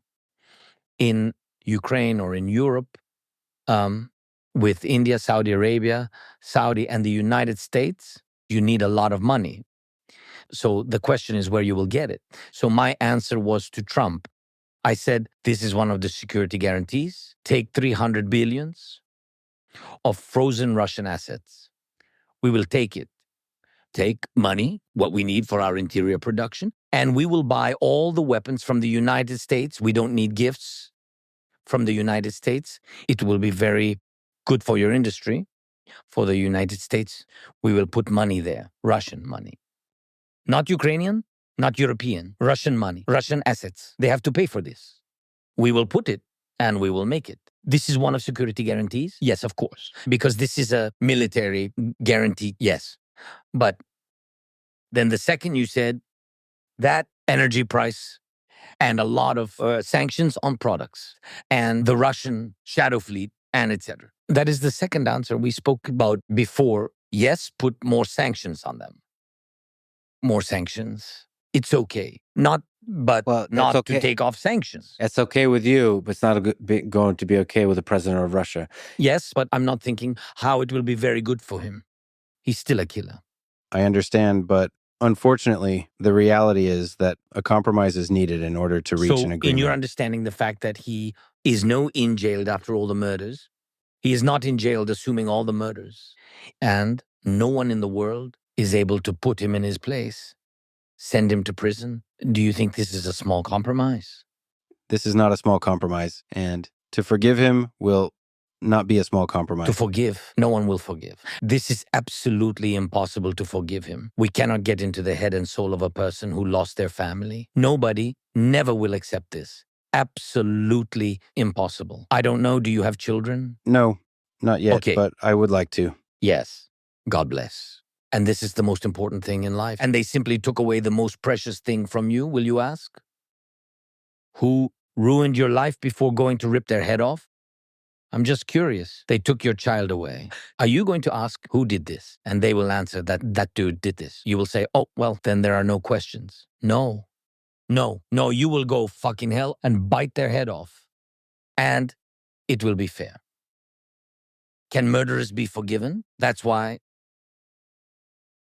you make security guarantees. What I told you for those who are here and what we control and what will not happen. And that those who lost, we will never forget.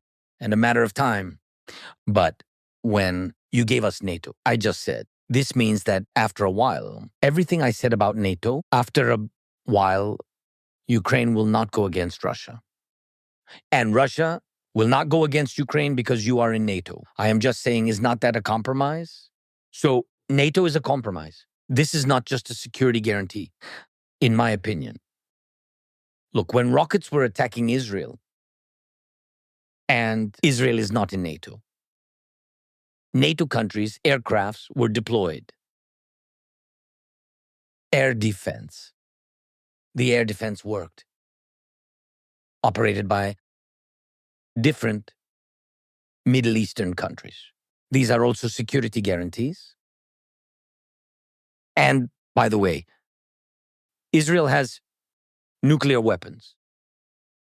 So why do they need NATO when in fact they have more than NATO has?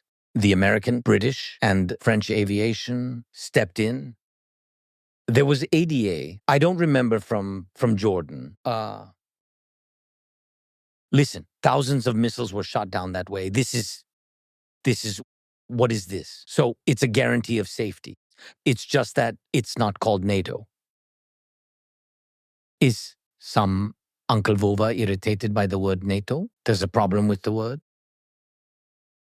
And I think he's simply irritated by people who are alive and living here. If you believe this, it will be very difficult to negotiate. If you think that the president of a country is completely crazy, it is really hard to come to an agreement with him. You have to look at him as a serious person who loves his country and loves the people in his country. And he conducts, yes, destructive military actions. Who are you talking about now? Who loves his country? Putin. Do you think he doesn't love his country? No. What is his country? He happened to consider Ukraine his country. What is his country? Explain it. Tomorrow he will say that it's America. No pity for the Chechens? Do they look like Russians? Do they speak Russian? Of course. Of course they learn in schools like anywhere there's been Russification. Who are the Chechens? A different people. Another faith, other people, another language, a million. Eliminated. And eliminated how? How did he kill them? With love? I know, by hugging. In Ukrainian, as we say, strangling by hugging. I love you so much. I love you so much that I want to kill you. That's his love. And that's not love. You're mistaken. He does not love his people. He loves his inner circle. It's only a small part of the people. He doesn't love them. Why? I'll explain. You cannot send your people to another land to die, knowing that they will die. Children, my daughter, she is 20 years old. For me, this is a child. She is already an adult, of course. But she is a child. The boys he sends are 18 years old. 18 years old. They are children. He sends them. It's not that fascists came to his land and he needs to defend it. He came to ours and he sent them. Chechnya, he sent them. Syria, he sent them. Africa, he sent them. Georgia, he sent them. Moldova, Transnistria, that was before him. Fine, we can leave that aside. He has enough sins of his own. And then there's Ukraine, the largest part. 780,000, 788,000 killed or wounded Russians. He calls them all Russians, even those who don't know how to speak Russian. On his territory of Russia, everything they've enslaved. Yes, proud Varangians. So I wonder, is that love? What love is this? And for what? Does he love his people? No. Does he love his land? His country is bigger than America. How much land do you need? America is huge. America is simply an outstanding country. Outstanding country. Russia is bigger. Well, just bigger.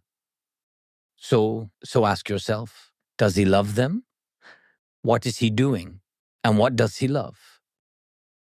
Do you think he's been everywhere in his Russia? It's impossible to get around it. He hasn't been everywhere. He just hasn't. Well, I believe that Donald Trump loves America, and I don't think he has been I'm to sure. every single American city. No. I saw And- his rallies. So many Yes. rallies. No, let's be honest. Let's be honest. He had it and I saw it, and it's very difficult. He's not 18. Yes, but he's strong. And this is his will. Everywhere where the war is. I'm sure. I pray to God it never will be on your land, yes, and I'm sure that it will not be. But I'm sure that if you have in some region the problems, how to say earthquake, hurricane, you have it all. Well, I'm sure that President Trump would be there. After 1 day, 2 or 3 days, I don't know the security of all these things, but he will be. Otherwise, how will people look at him? Yes, of course he will. Of course. The same about me. I'm not comparing myself with him. I'm just, where it is difficult for people, I have to come. The next question is very simple. Region. Kursk region. The operation there. Was Putin in Kursk during 4 months? No. Listen, I have tremendous respect for you, admiration for many reasons, one of which is you stayed in Kiev, and another one is that you visit the front and you talk to the soldiers in the front and you talk to people all across Ukraine. Absolutely tremendous respect for that. So, Thanks. and not enough people say that, I had a conversation with Tucker Carlson, for example, and I said that you're a hero for staying in Kiev. And he said, well, he just did a thing that every leader should do. But I think not enough leaders do the thing that every leader should do. So tremendous respect. And I Thanks. agree with you totally. Yes, a leader should go to the front of a war. That said, America has waged wars all across the world. That has the war in Afghanistan and Iraq cost $9 trillion and killed over 1 million people. War is hell. And that just because war is waged in terrible ways that it is, does not mean the leader does not love their country. But I take your point. I once again have a dream that even if there's hate, that you sit down with Donald Trump and Vladimir Putin and you find a way to peace. Let me ask you a question. What do you think? Will there ever be a day when the Ukrainian people forgive the Russian people and both peoples will travel back and forth again and marry each other, rekindle and form friendships? Will there be such a time in the future? I think history has long answered this question. I don't know how it will be for us. It will be in the future. Without a doubt, history has shown this time. And again, after every devastating war, one generation, one country recognizes that it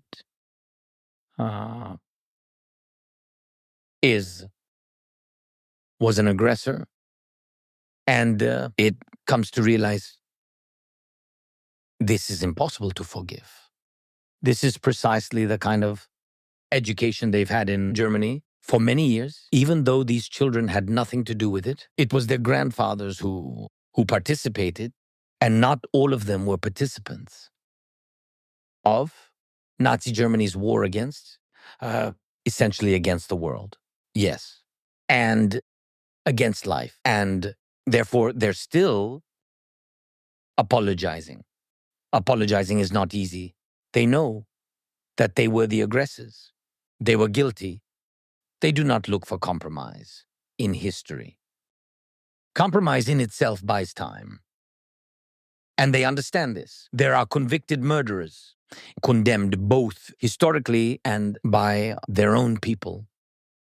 Reparations have been paid, and security guarantees have been established, by the way, and all this is done. And when all this is done and recognized, in any case, people develop relations with each other. That's clear. But it can only happen the way it always has in history. Russia will have to apologize. It will. This will happen because they are guilty. They are guilty. And as I told you, the guilty are different. Both those who participated and those who remain silent, because silence is also about participating, in my opinion. Can I ask about Donald Trump? We've already mentioned him a lot, but let's focus there. What do you admire? What do you respect about Donald Trump? And also maybe why do you think he won overwhelmingly the election in 2024, that American people chose him? He was stronger. He was much more stronger than Kamala Harris, Biden first, and then Kamala Harris, yes? He showed that he can intellectually and physically. It was an important point to show that if you want to have a strong country, you have to be strong. And he was strong. And this number of rallies, what I said, is not a simple thing. He showed that he can. He is strong. So he doesn't have any questions with this age and etc. Nothing. He is young. He is young here, and his brains work. So I think it's important, very important. And of course, a lot of interior questions. I understand the prices and etc. economic questions, and the questions of, you have the questions with other things. Immigration, yeah. A lot of things. I understand. So maybe he answered on those questions which people had. One of the questions, that he will finish the war. that he will finish the war. Yeah, for me, this is the main question. But I said that for him, he's the president of the United States. For him, his priority is his questions in the United States, and I understand and I respect it. But the second he was speaking about the world, yes, he said that he will finish the war. And I hope very much, because I think that our people really support his idea. And that's why I said it is for me. It's very, very important to have enough people around him who will have connections with him with the right things. For me, the truth is very right things. What's going on really on the battlefield? What's going on really with Putin and Russia? What he really wants, and that is just to have it. Before any decision, you have to be at the same level of information. And we need him to know everything from us, from you, from people in Ukraine, from people around who are really afraid that Putin doesn't want to stop the war, afraid that he will come back with his aggression.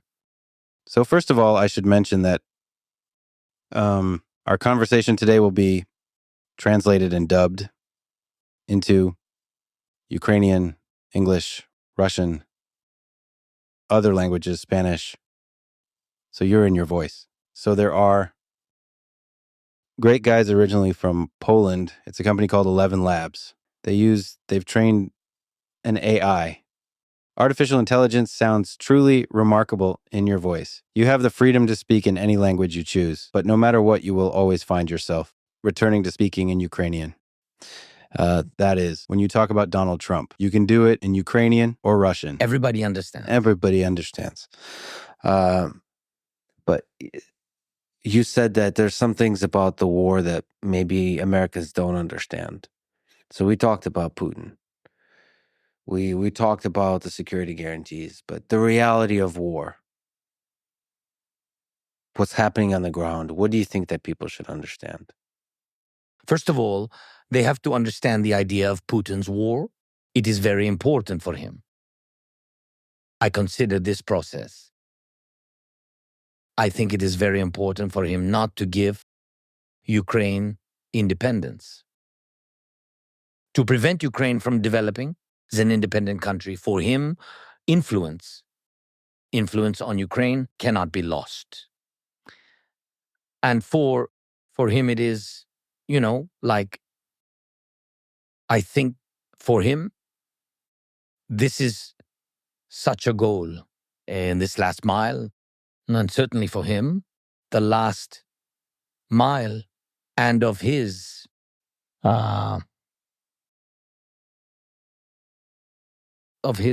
political life. And I think that this is the goal for him. The second story, I do not want to talk about these banalities that he wants to return all the territories of the Soviet Union, influence over them. He does this little by little. I just don't want to. People need to know details. For example, Georgia, which was headed towards the EU and NATO, completely turns towards Russia, regardless of the fact that they have frozen conflicts. They have in Abkhazia what we have with Donbass, which is controlled by militant rebels. Abkhazia is not developing, it's just a very beautiful part of Georgia. That has died. And if you have the opportunity, then go there someday. You will understand. It simply died because Putin wanted to. He wanted not to allow them to develop because a frozen conflict means that you will not be accepted in the EU, and certainly will not be accepted into NATO, because right now, yes, they do not take you because of a frozen conflict. And this is what Putin did. It's very important for him not to lose this influence. That is, he turned back Georgia, young people, students, everyone leaves, and this is a fact. Georgia is quite small, and they will leave. They want to live in Europe. They want to develop. Somebody in the United States, somebody in Europe, somebody in the EU, somebody in Britain. He will now fight for the Moldovan parliament.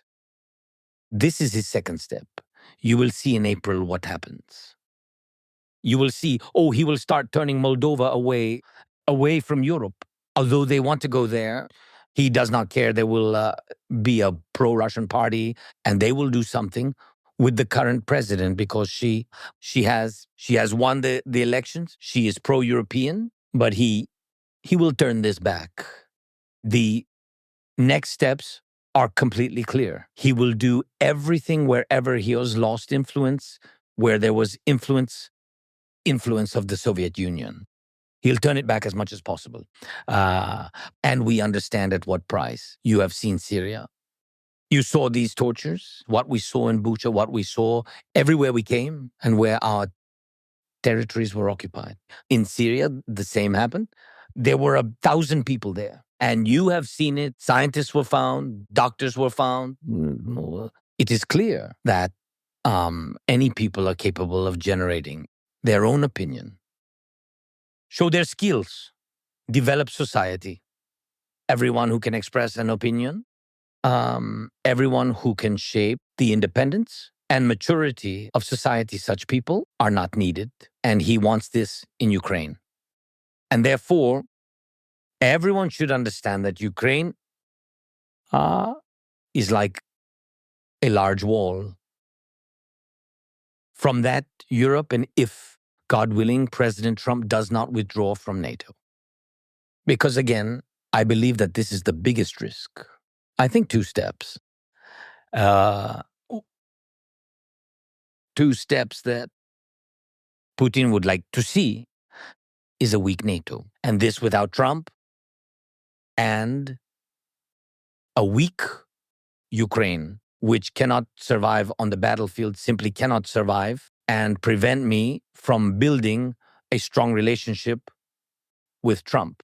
I think these two steps, leaving NATO and Ukraine's weakness, will lead to a large-scale war, which Putin will wage on all the territories of that Europe, post-Soviet Europe. I mean, Soviet Europe, not post-Soviet, but post-World War II period. That is Soviet Europe, Soviet-era Europe, in order to completely control everything there. This is what he will do.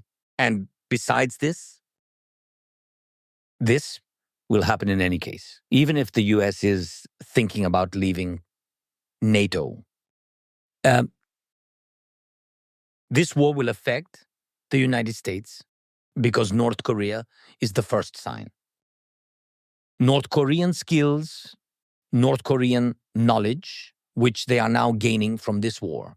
These include mastering new technologies, large-scale drones, missiles, how it works, the kind of technological war we have today, cyber war, etc. All these skills Korea will bring home and scale up in that region. And this will be a risk for the Pacific region.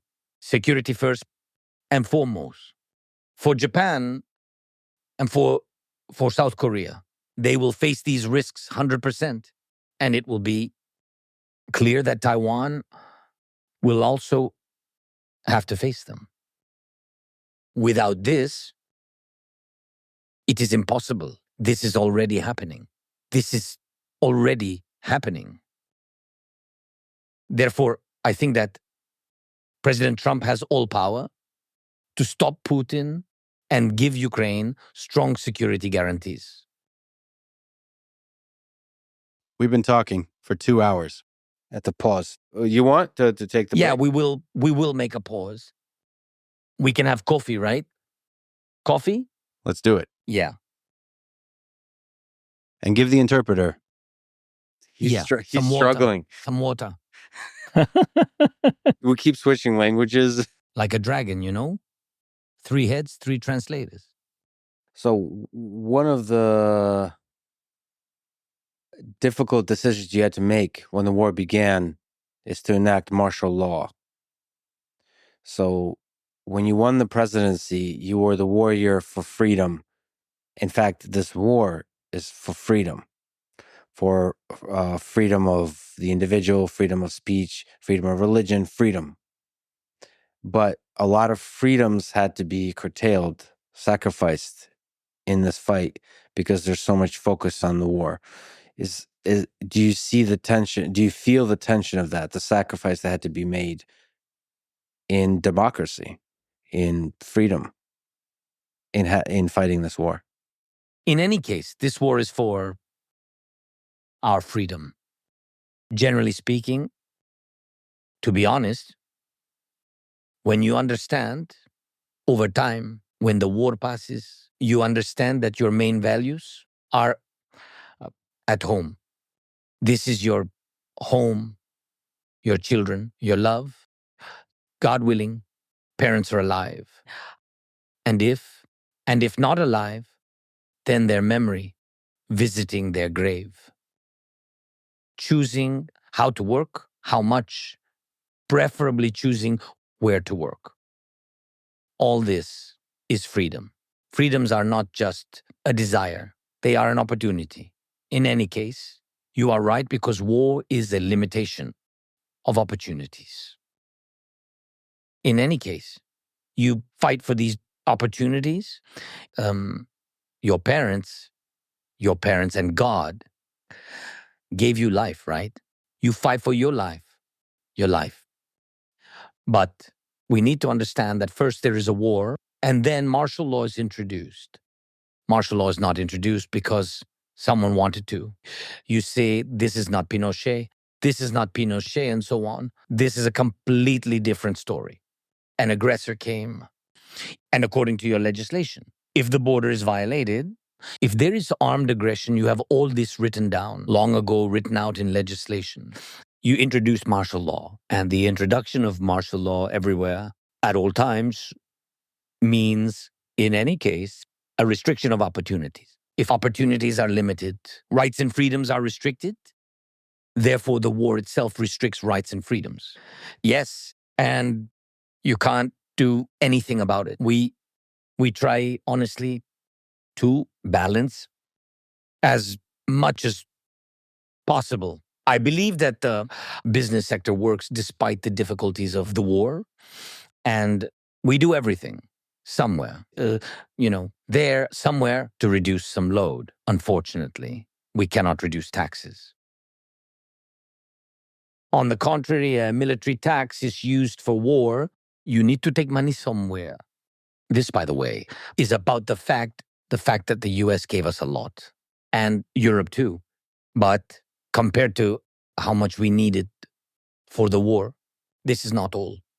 As for military salaries, you know that we could not pay the salaries of a million-strong army. We could not pay it using the money from our partners. These are all expenses. This is all the money that the country and people have accumulated. You can't do anything. I really want to reduce taxes. I will tell you frankly, I really want to. Well, I think that the whole new tax system, new deregulation, new steps, new reforms, all this will be after the war.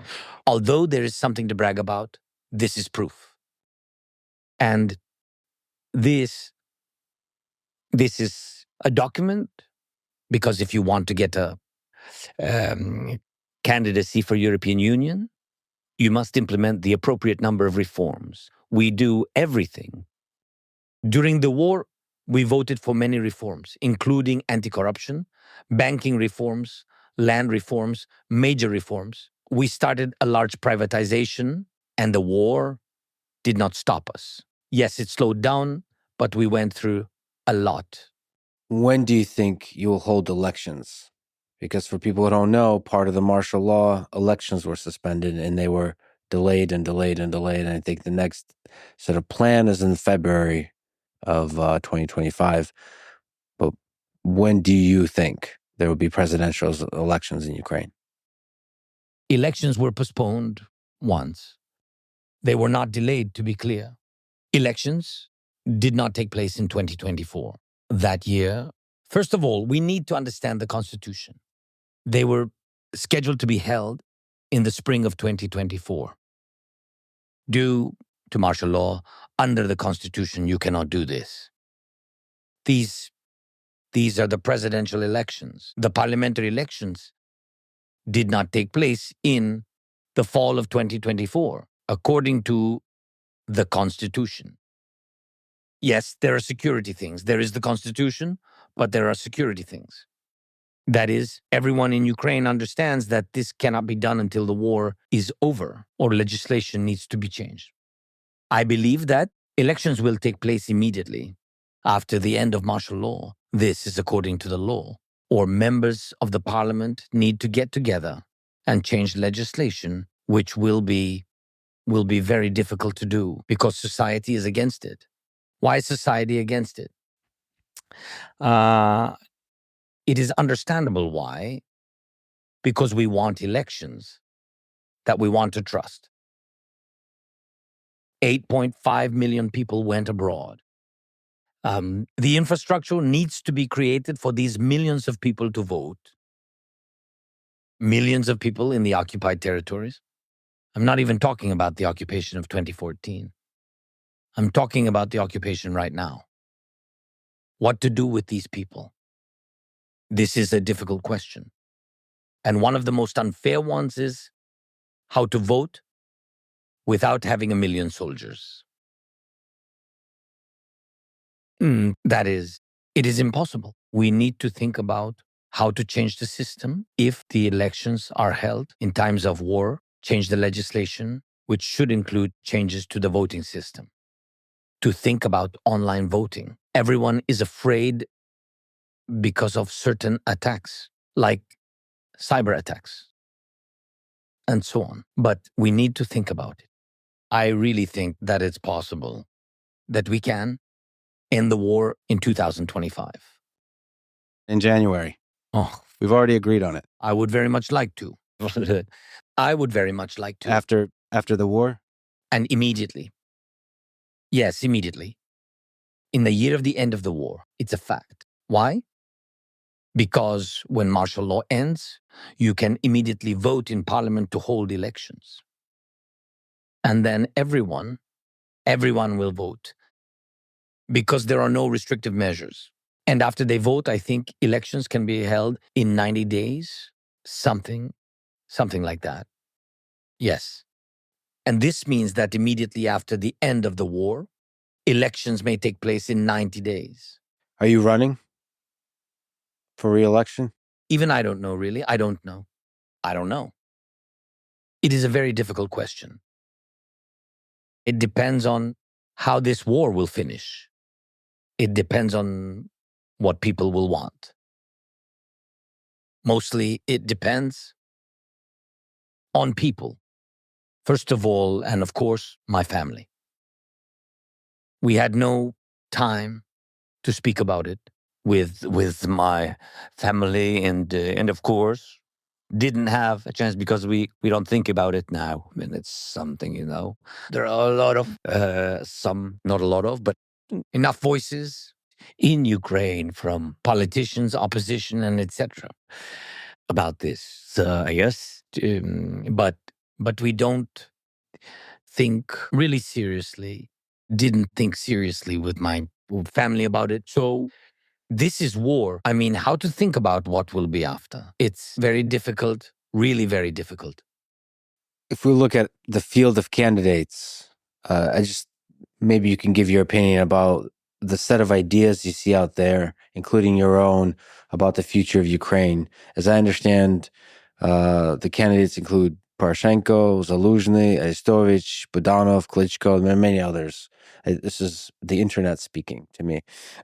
What do you think of the space of ideas that these candidates represent? I think it can be, and there can be even a bigger number of candidates. Yeah, I don't really know what will be. They have rights to participate if they want to. Yes, if they really want to and can, they can go and do what they want, honestly. Most important is what are they doing now? I think that all these people are the famous Ukrainian people, and it's important for them to do everything they can today, not begin any election campaign. I think this what can divide our people to have the elections, during the war. I mean, this make steps, speak about elections a lot, make a big mess about it. I think this is not right. That's why I'm not agreeing with some of these people. But they can, and I think that they can, and maybe some of them will. And it's okay. It's normal. It's very normal. Our system differs from the system in the United States. You have two parties, and the parties decide who will be the leader. And in Ukraine, everybody can participate. Let them. You think you're going to win the debate? You versus Zelenskyy, Poroshenko, Arestovich, and you decide to run. Do you think you're going to win the debate? Or you're again focused on the war and everybody should be I'm focused? really focusing on the war, and I understand. I think the most difficult debate is what will be brought to the table, and we spoke about it. It will be during the war. How to finish the war. I think that is my goal because it will be one of my most complicated debates. And for any president who is in a war, of course, but I think this is my goal to win those debates. And the other things are not for today. As I said, the dream I have is it's a historic opportunity to make peace, to make lasting peace soon. So I'm glad you're focused on that. Let me ask a question about that a lot of people in the United States think about. And I care a lot about the future of Ukraine is corruption. This is something you have cared a lot about for a long time. You won the presidency in 2019 in big part your message of fighting corruption. But there's a lot of accusations that during war, I mentioned $9 trillion in the United States, war breeds corruption.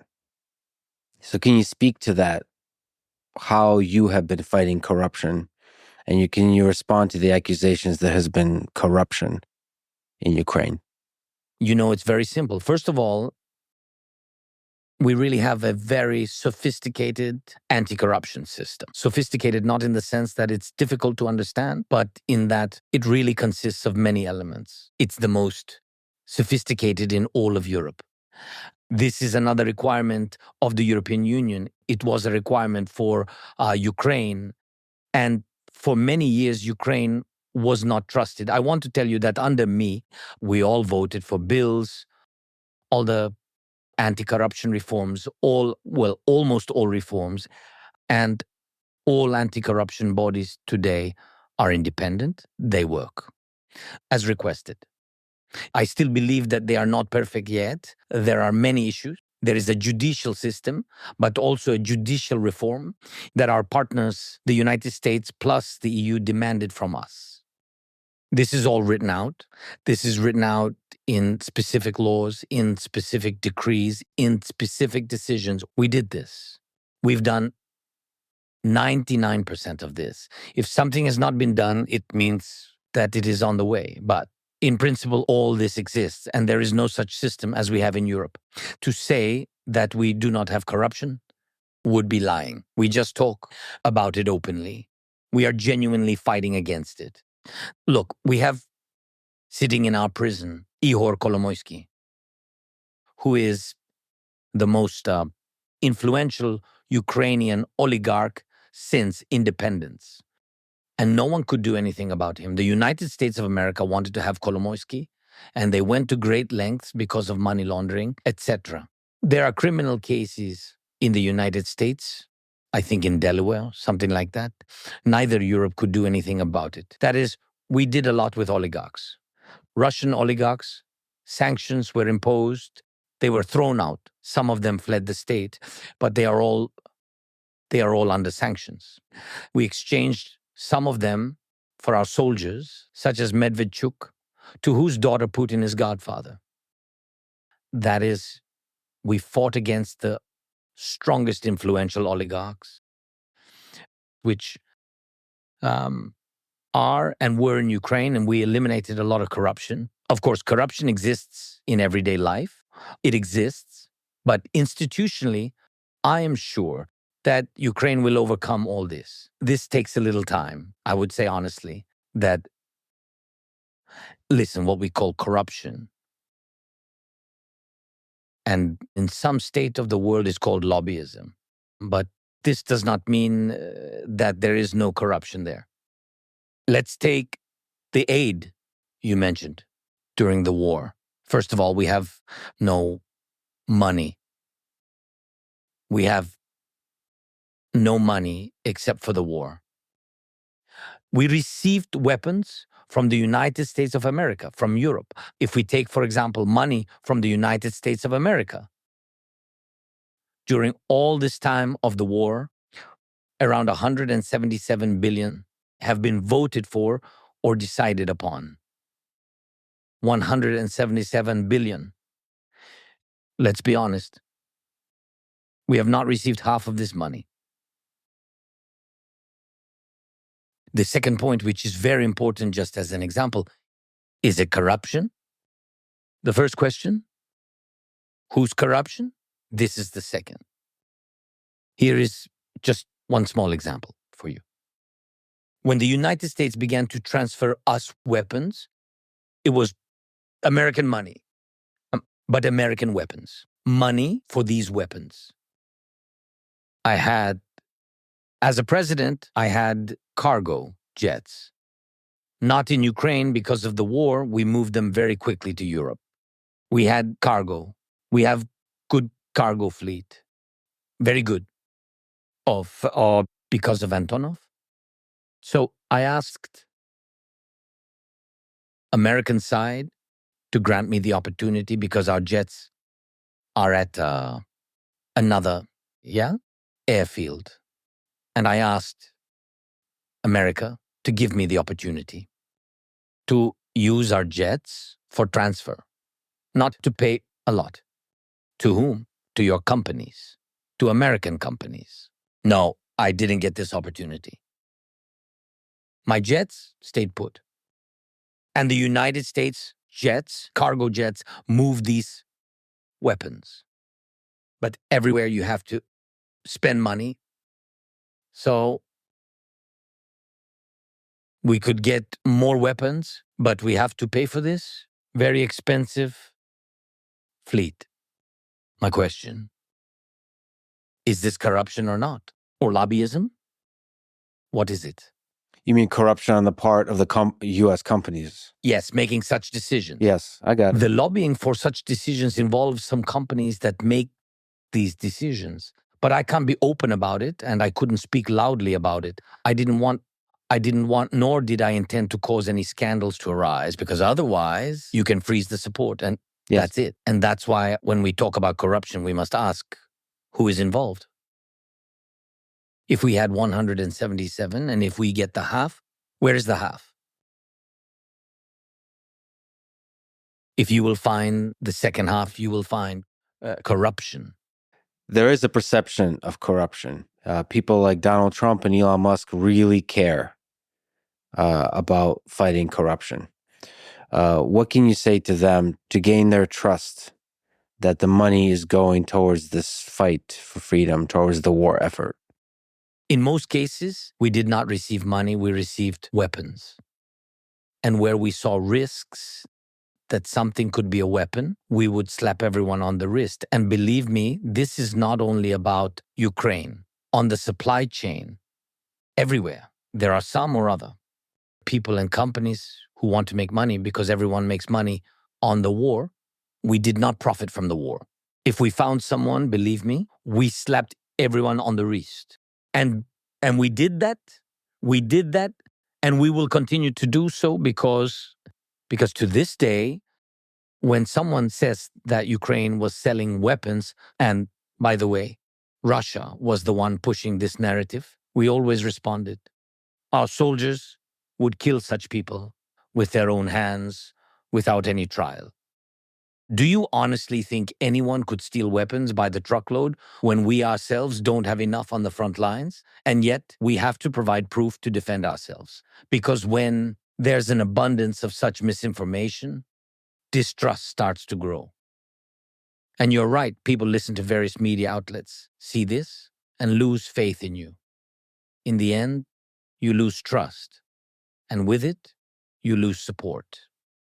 Therefore, believe me, we are fighting more against disinformation than against particular cases, although I still emphasize once again, at the everyday level, such things are still important. We catch these people and we fight them. I mentioned Elon Musk. I would be interested to hear what you think of him, why you respect him as a person, as an engineer, as an innovator, as a businessman. I would just like to hear from you. What do you think about Elon Musk? First of all, I had a conversation with him at the beginning of the war.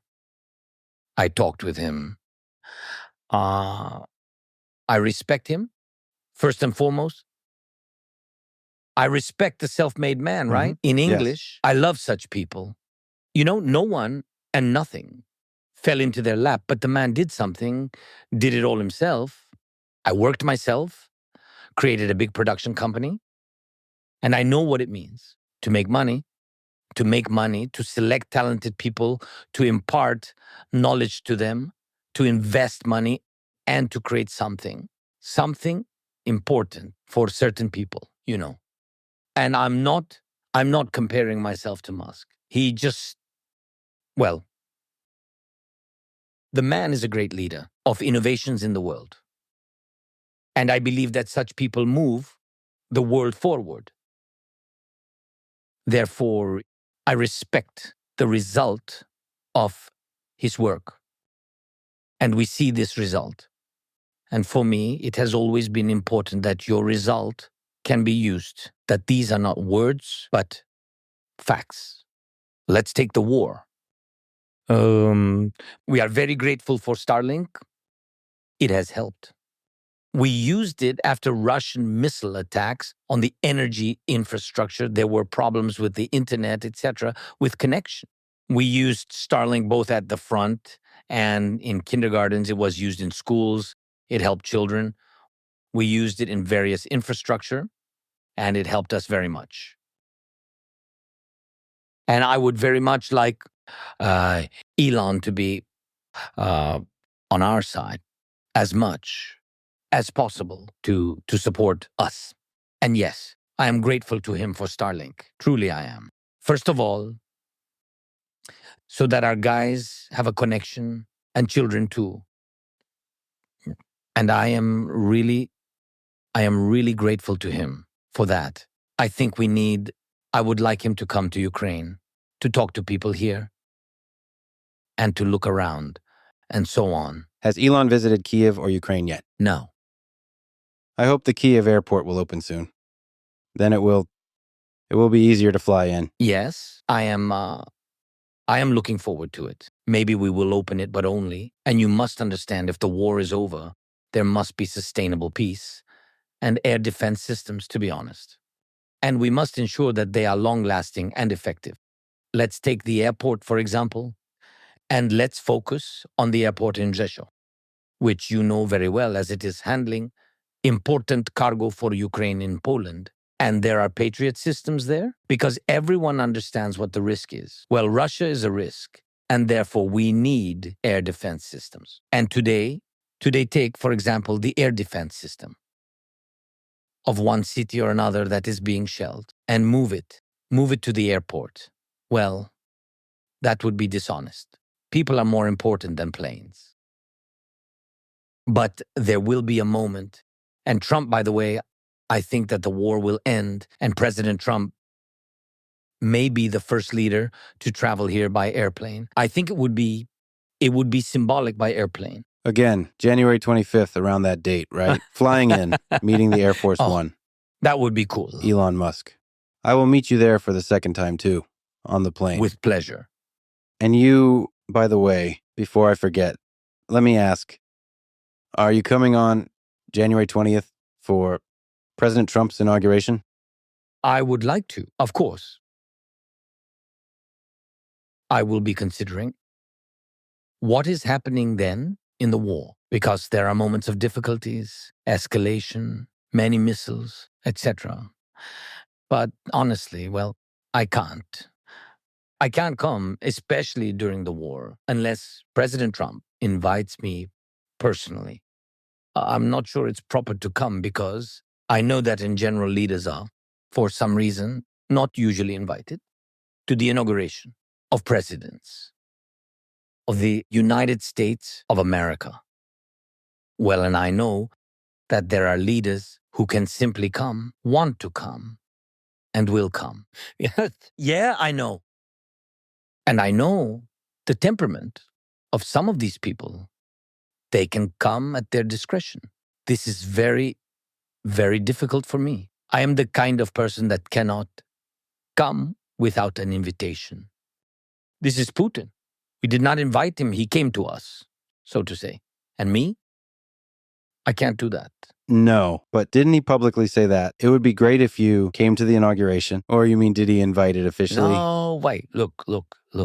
Listen, I am against any bureaucracy. I get rid of it as much as I can. But, well, there are some complexities involving security. I decide and I fly. And the United States of America officially provides security. Not that I need this, mind you. I do not ask for helicopters to fly around and protect me, but they will simply do it themselves, the security service itself. They had to do it. I don't want it. And sometimes I don't need it. And I'm asking them. It was, for example, before the war. I think, yes, it was before the war. I had a meeting, yes, with President Trump. It was in 2019. I just wanted to go for a run early in the morning because I really wanted to exercise. And those tall bodyguards, a lot of them, they decided to join me. But I couldn't really do it because they were in suits and I was in sportswear. I said, no, I can't. It's always funny. Well, I don't want to, I don't want to disturb anybody and cause anyone problems with me. And that's why if he will invite me, I will come.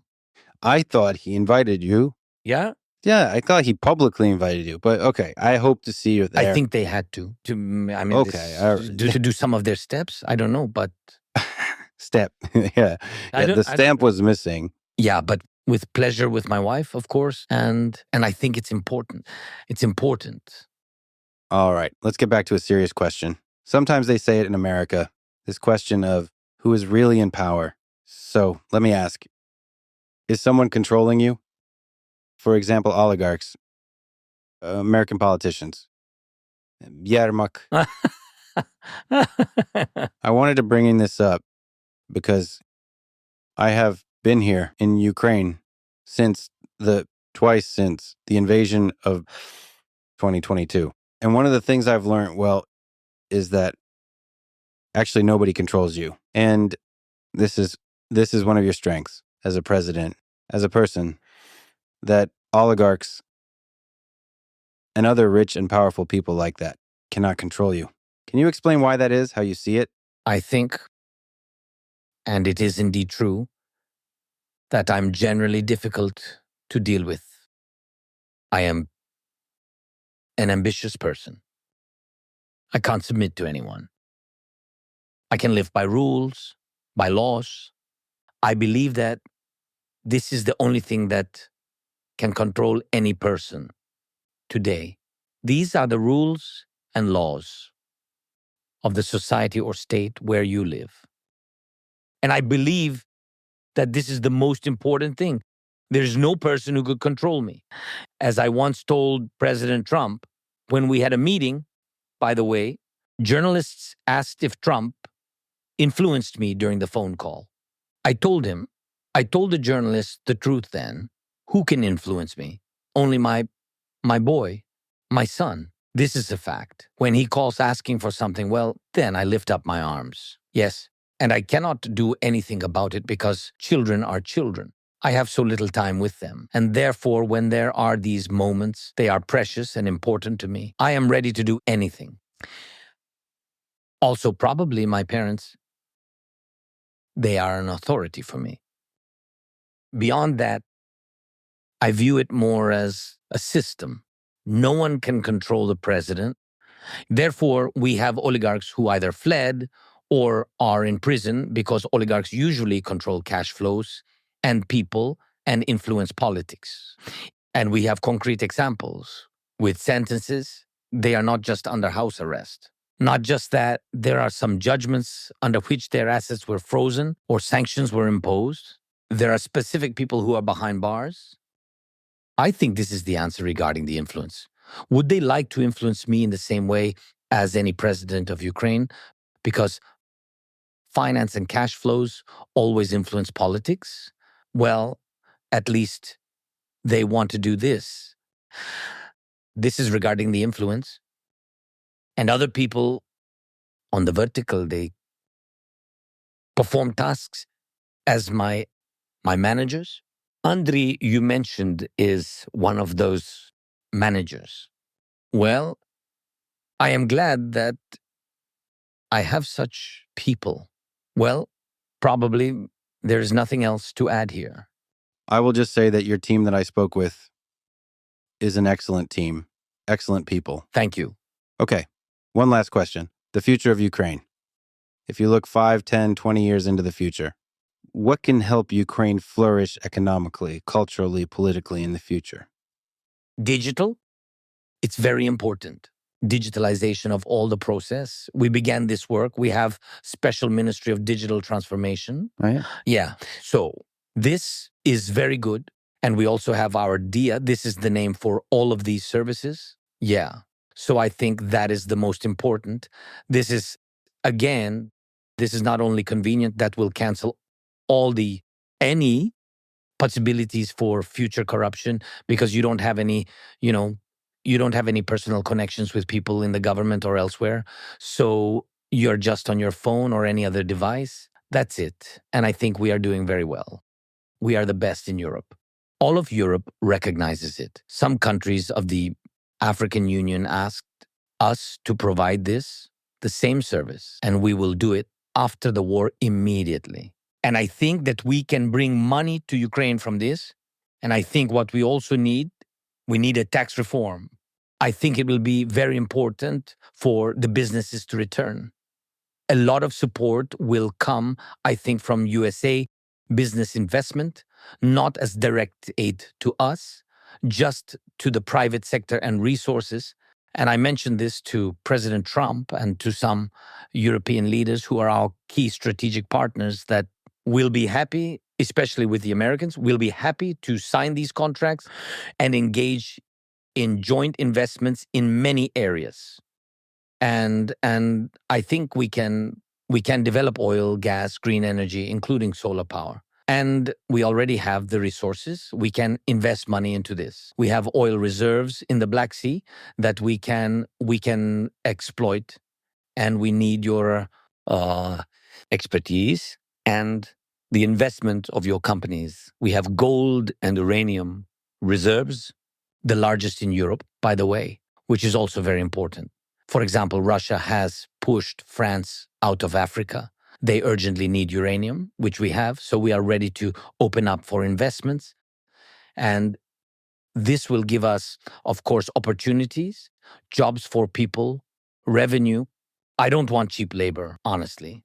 What I truly want, especially after the war, to open up for those people who can really contribute and earn. Yes. Yeah, and give a reason to the 8 million people to come back. Yes.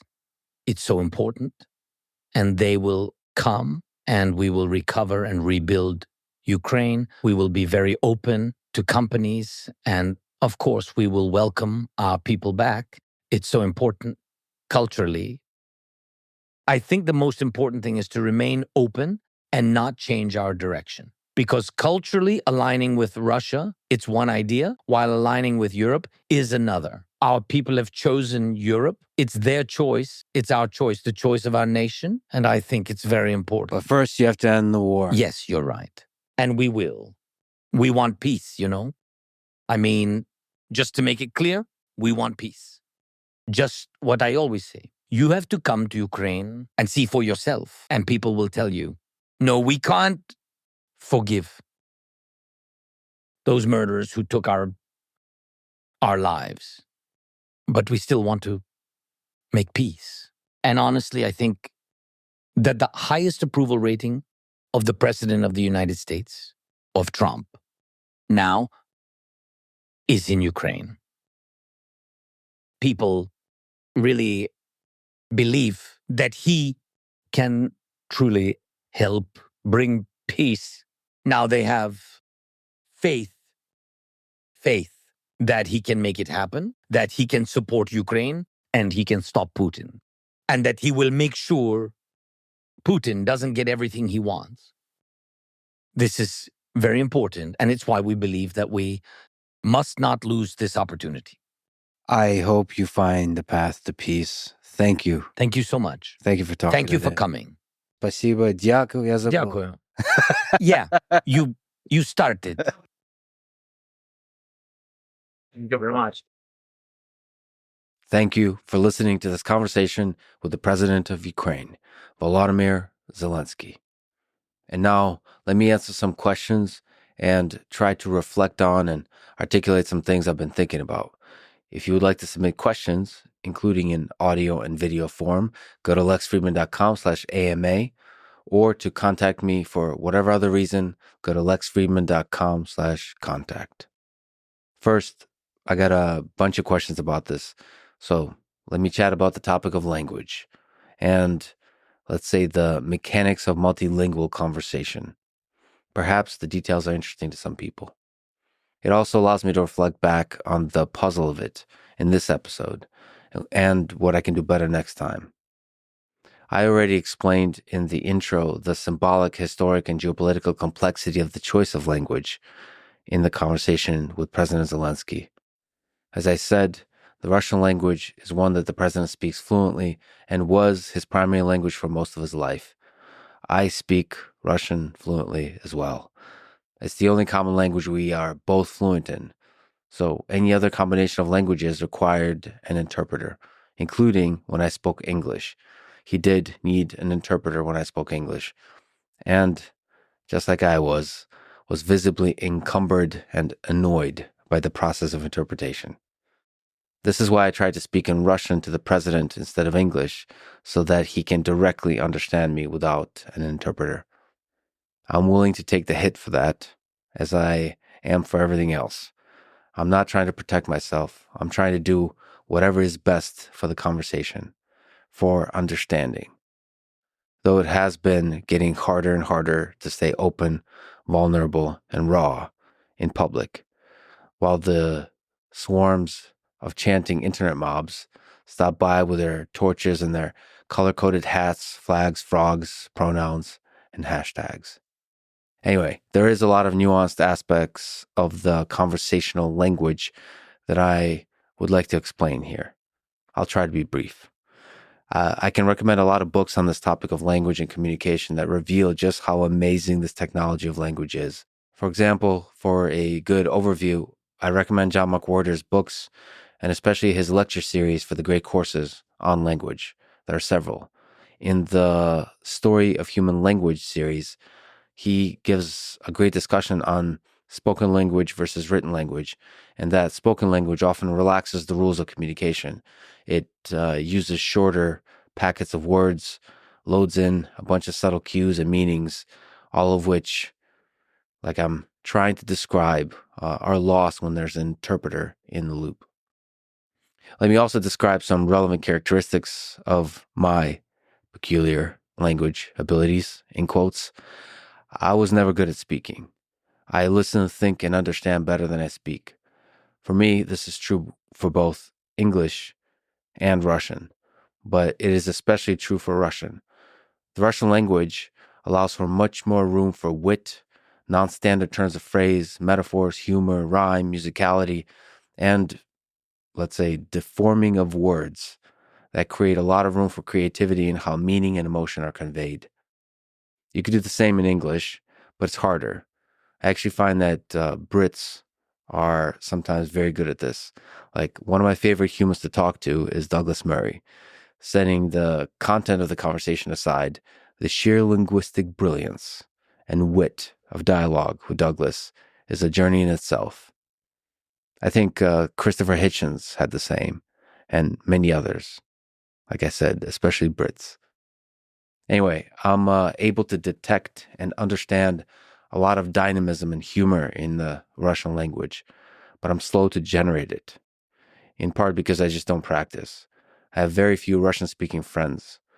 Funny enough, most of them are Ukrainian, but they speak with me and each other in Russian. But of course, as I mentioned, this is slowly changing due to the war. But I tried to speak to the president in Russian so he would avoid needing an interpreter as much as possible. One of the things I want to improve for next time is to make sure I get very good equipment for interpretation and arrange for an interpreter I trust to be exceptionally good for the dynamism and the endurance of a 3-hour conversation in the style that I tried to do. Just to give you some behind the scenes details of the experience. So equipment-wise, funny enough, it's not actually so trivial to set up wireless connections from us, the two people talking, to the interpreter, and then back to us in a way that's super robust and has clean audio. The audio I had in my ear from the interpreter had a loud background noise. So the whole time I'm hearing a shh sound with the voice of the interpreter coming in very quietly. What a wonderful experience this whole life is, frankly. Plus, his translation was often incomplete, at least for me, so I had to put together those puzzle pieces continuously. But again, it worked out, and hopefully our constant switching of languages and having a meta discussion about language provided good insights as to the complexity of this fight for a nation's identity and sovereignty that Ukraine is going through. Behind the scenes, off mic, On a personal level, President Zelenskyy was funny, thoughtful, and just a kind-hearted person. And really, the whole team were just great people. It was an experience I'll never forget. After the conversation was recorded, the next challenge was to translate all of this and overdub it and do it super quickly. Like, these words I'm speaking now have to be translated and dubbed into Ukrainian and Russian. 11 Labs were really helpful here, especially in bringing the president's voice to life in different languages. But even more than that, they're just an amazing team who inspired me and everyone involved. Please go support 11 Labs. They are a great company and great people. The translation is separate from the text-to-speech and was done in part by AI and a lot by human. This is where the fact that we had constant switching between 3 languages was a real challenge. So there are 6 transition mappings that have to be done. English to Ukrainian and Russian, Ukrainian to English and Russian, and then Russian to English and Ukrainian. Continuously, sentence by sentence, sometimes word by word. And each combination of language to language translation is best done by a person who specializes in that kind of mapping. So it was all a beautiful mess, all of it. And on top of all of that, great translation is super hard. For example, I've read and listened to a lot of Dostoevsky in both English and Russian and studied the process of how these books are translated by various translators. You can spend a week discussing how to translate a single important sentence well. Obviously, in this situation, we don't have weeks. We have hours for the whole thing. One of the things I regret is not putting enough time into the hiring and selecting great translators from Russian and Ukrainian to English, especially. I think translation is an art. And so getting a good translator that works well with us is a process that needs more time and effort. I'll be doing that more this month. By the way, we have a small but amazing team. If you want to join us, go to lexfriedman.com/hiring. If you're passionate, work hard, and everyone on the team loves working with you, then we'll do some epic stuff together. Would love to work with you. Like I said about 11 Labs, there are a few things as awesome in life as being able to work hard with an amazing team towards a mission all of us are passionate about. Anyway, I'll probably be doing a few more interviews in the Russian language. I do have a lingering goal of interviewing the mathematician Grigory Perelman, but there's also others. I will also work on improving my whole pipeline, both equipment-wise and interpreter-wise, in doing these conversations in other languages, because there are many that I would like to do in languages I don't speak at all, like Chinese, Mandarin, or Spanish, Arabic, Hindi, Portuguese, French, German. I see language as both a barrier for communication and a portal into understanding the spirit of a people connected by that language. It's all a weird and beautiful puzzle, and I'm just excited to get the chance to explore it. All right, I got a question on how I prepare for podcasts. So this has evolved and expanded more and more over time. There are some podcasts that I prepare hundreds of hours for. In AI terms, let's say, first, I'm training a solid background model by consuming as much variety on the topic as possible. A lot of this comes down to picking high signal sources, whether it's blogs, books, podcasts, YouTube videos, X accounts, and so on. For this conversation with President Zelenskyy, for example, since February 2022, I've spoken with hundreds of people on the ground. I've read Kindle or audiobook about 10 books fully, and then I skimmed about 20 more. And I don't mean books about Zelenskyy, although he does appear in some of them. I mean books where this conversation was fully in the back of my mind as I'm reading the book. So, for example, I read Red Famine by Anna Applebaum. It's about Holodomor. Does it directly relate to Zelenskyy? Not on the surface, no, but it sort of continues to weave the fabric of my understanding of a people, of a history of the region. But it's really important for me to read books from various perspectives. And I'm always trying to calculate the bias under which the author operates and adjusting for that in my brain as I integrate the information. For example, Anne Applebaum's book, Gulag, is very different from Alexander Solzhenitsyn's Gulag Archipelago. The former is a rigorous, comprehensive historical account. The latter is a literary, psychological, and personal portrait of Soviet society. Both, I think, are extremely valuable. On the bias front, for example, The Rise and Fall of the Third Reich by William Shirer is a good example. It is full of bias, but he was there, and to me, he has written probably one of the greatest, if not the greatest book on the Third Reich ever. But like I said, it has a lot of inaccuracies and biases. You can read about them online if you like. But my job in this case and in all cases is to adjust based on my understanding of the author's biases and take the wisdom from the text where it could be found and putting the inaccuracies aside into the proverbial dustbins of history. So as I'm reading, I'm writing down my thoughts as they come up, always digging for some deeper insight about human nature. If I'm at my computer, I'll write it down in Google Doc, sometimes use Notion or Obsidian. If I'm not on my computer, I'll use Google Keep. So, for example, if I'm listening to an audiobook and I'm running along the river, if a good idea comes to mind, I'll stop, think for a few seconds, and then do speech to text note in Google Keep. By the way, listening to audiobook at 1x speed. Old school. And eventually I get a gigantic pile of thoughts and notes that I look over to refresh my memory. But for the most part, I just throw them out. It's a background model building process. By the way, LLMs are increasingly becoming useful here for organization purposes, but have not yet been useful, at least for me. And I do try a lot for insight extraction or insight generation purposes. I should mention that my memory for specific facts, names, dates, quotes is terrible. What I remember well is high-level ideas. That's just how my brain works, for better or for worse. I realize that sometimes forgetting all of the details and the words needed to express them makes me sound simplistic and even unprepared. I'm not. But that's life. We have to accept our flaws and roll with them. Aside from books, I also listen to a lot of podcasts and YouTube videos where people are talking about the topic.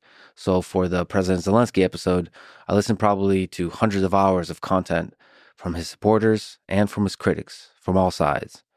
Again, I choose who to listen to based not on their perspective, but based on SNR, signal to noise ratio.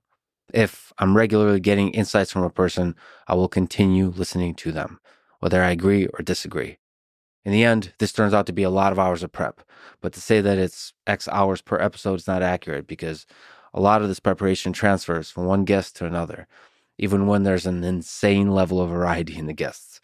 We're all humans, after all. There is a thread that connects all of it together, somehow, if you look closely enough.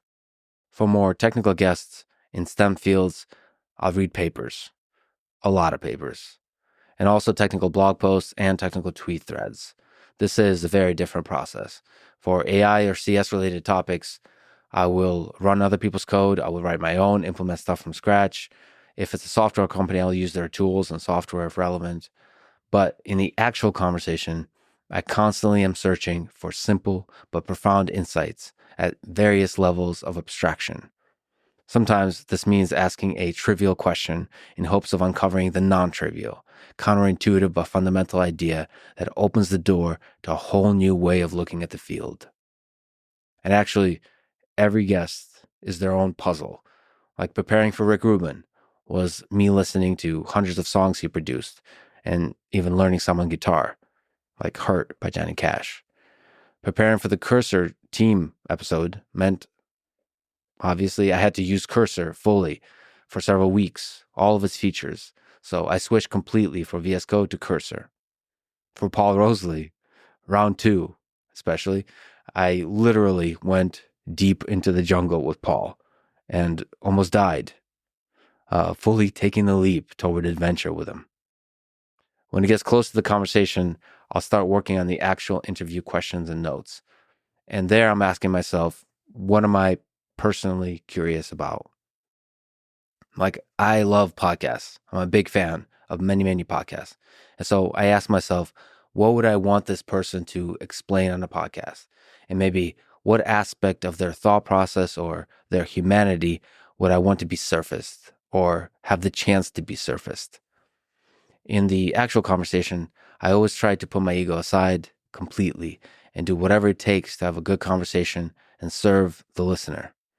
This means asking questions simply, trying to define terms and give context if needed, being open-minded, vulnerable, curious, and challenging the guest when needed. Despite the claims on the internet, I do ask a lot of challenging questions, including follow-ups, but always with empathy. I don't need to be right. I don't need to signal my moral or intellectual superiority to anyone. I try to do the opposite, actually, because I want the guest to open up, and I trust the intelligence of the listener to see for themselves if the guest is full of shit or not, to detect the flaws and the strengths of how the guest thinks or who they are deep down. A lot of times when interviewers grill the guest, it doesn't reveal much except give a dopamine hit to the echo chambers who hate the guest. As I said in the intro, I believe the line between good and evil does run through the heart of every man. The resulting conversations are sometimes a failure.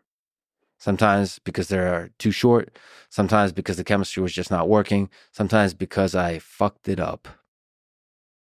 I try to take risks, give it everything I got, and enjoy the roller coaster of it all, no matter what. And as I said, I trust the listener to put it all together. And I trust the critic to tear it apart. And I love you all for it. All right. I got a bit of a fun question. It's a long one. So Delian, cool name, wrote in saying he spotted me out in the wild and had a question about it. He wrote, I saw Lex working at the Detroit airport between flights. I hesitated and ultimately decided not to interrupt since he was in focus mode. True. Lex had his headphones earbuds on, listening to brown noise. Microsoft Surface propped up at eye level, Kinesis Advantage keyboard on the table.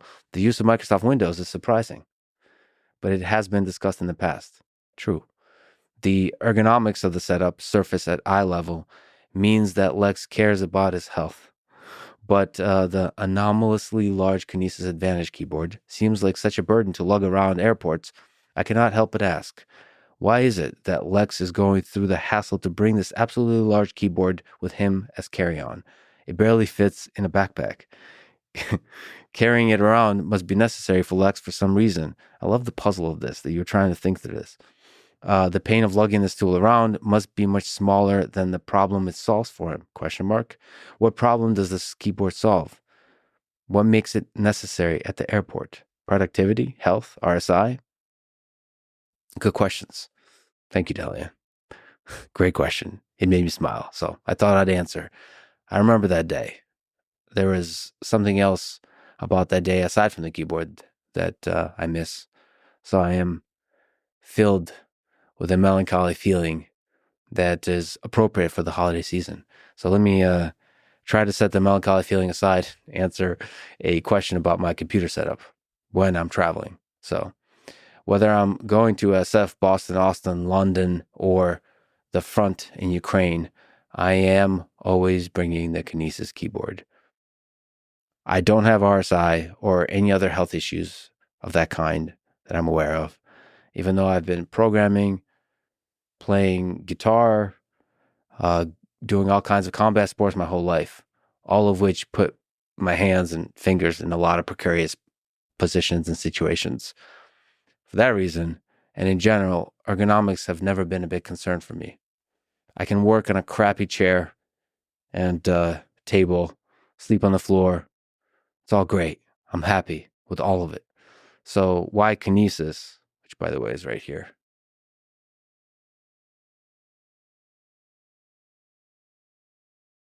I had to think about it. Your question actually made me reflect. And I was hoping as I'm answering it, the truth will come out on many levels. So it is true that I'm more productive with it. I can type and correct mistakes very fast compared to a regular keyboard, both in natural language typing and in programming. So fast enough I think, where it feels like I can think freely without the physical bottlenecks and constraints of fingers moving. The bit rate in Neuralink parlance is high enough for me to not feel like there's cognitive friction of any kind. But the real answer, maybe the deeper, more honest answer, is something else. I've used the Kinesis keyboard for over 20 years. So maybe it's like one of those love stories where a guy and a girl love each other. And you try to quit because it doesn't quite work. But every time you leave, you ask yourself why. And then you realize that when you're together, your life is just full of simple joys. So what's the point of leaving?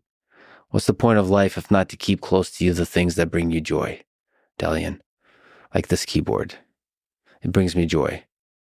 It's a bad metaphor, over anthropomorphized, perhaps, but I never promised a good one. I'm like a cheap motel on a road trip. Low quality is part of the charm.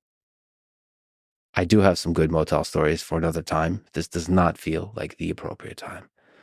All that said, to disagree with myself, I did use Emacs also for over 20 years, and in a single week recently switched to VS Code and then Cursor and never looked back. So take my romantic nature with a grain of salt. So yes, eventually I'll have to leave, but for now, you'll keep finding me on occasion in a random airport somewhere listening to brown noise, writing away the hours on this Kinesis keyboard. Now, if you see me without it, maybe it'll give you the same tinge of melancholy feeling I feel now in looking back to that airport in Detroit. Anyway, more about my travel setup, if anyone is curious. I usually do travel with a Windows laptop, but I am mostly using Linux on it through WSL, Windows Subsystem for Linux. And in some cases, I'm dual booting Linux and Windows.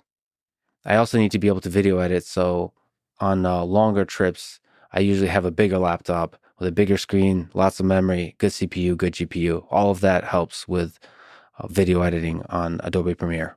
In general, I'm extremely minimalist, except for the few, let's call them sentimental things.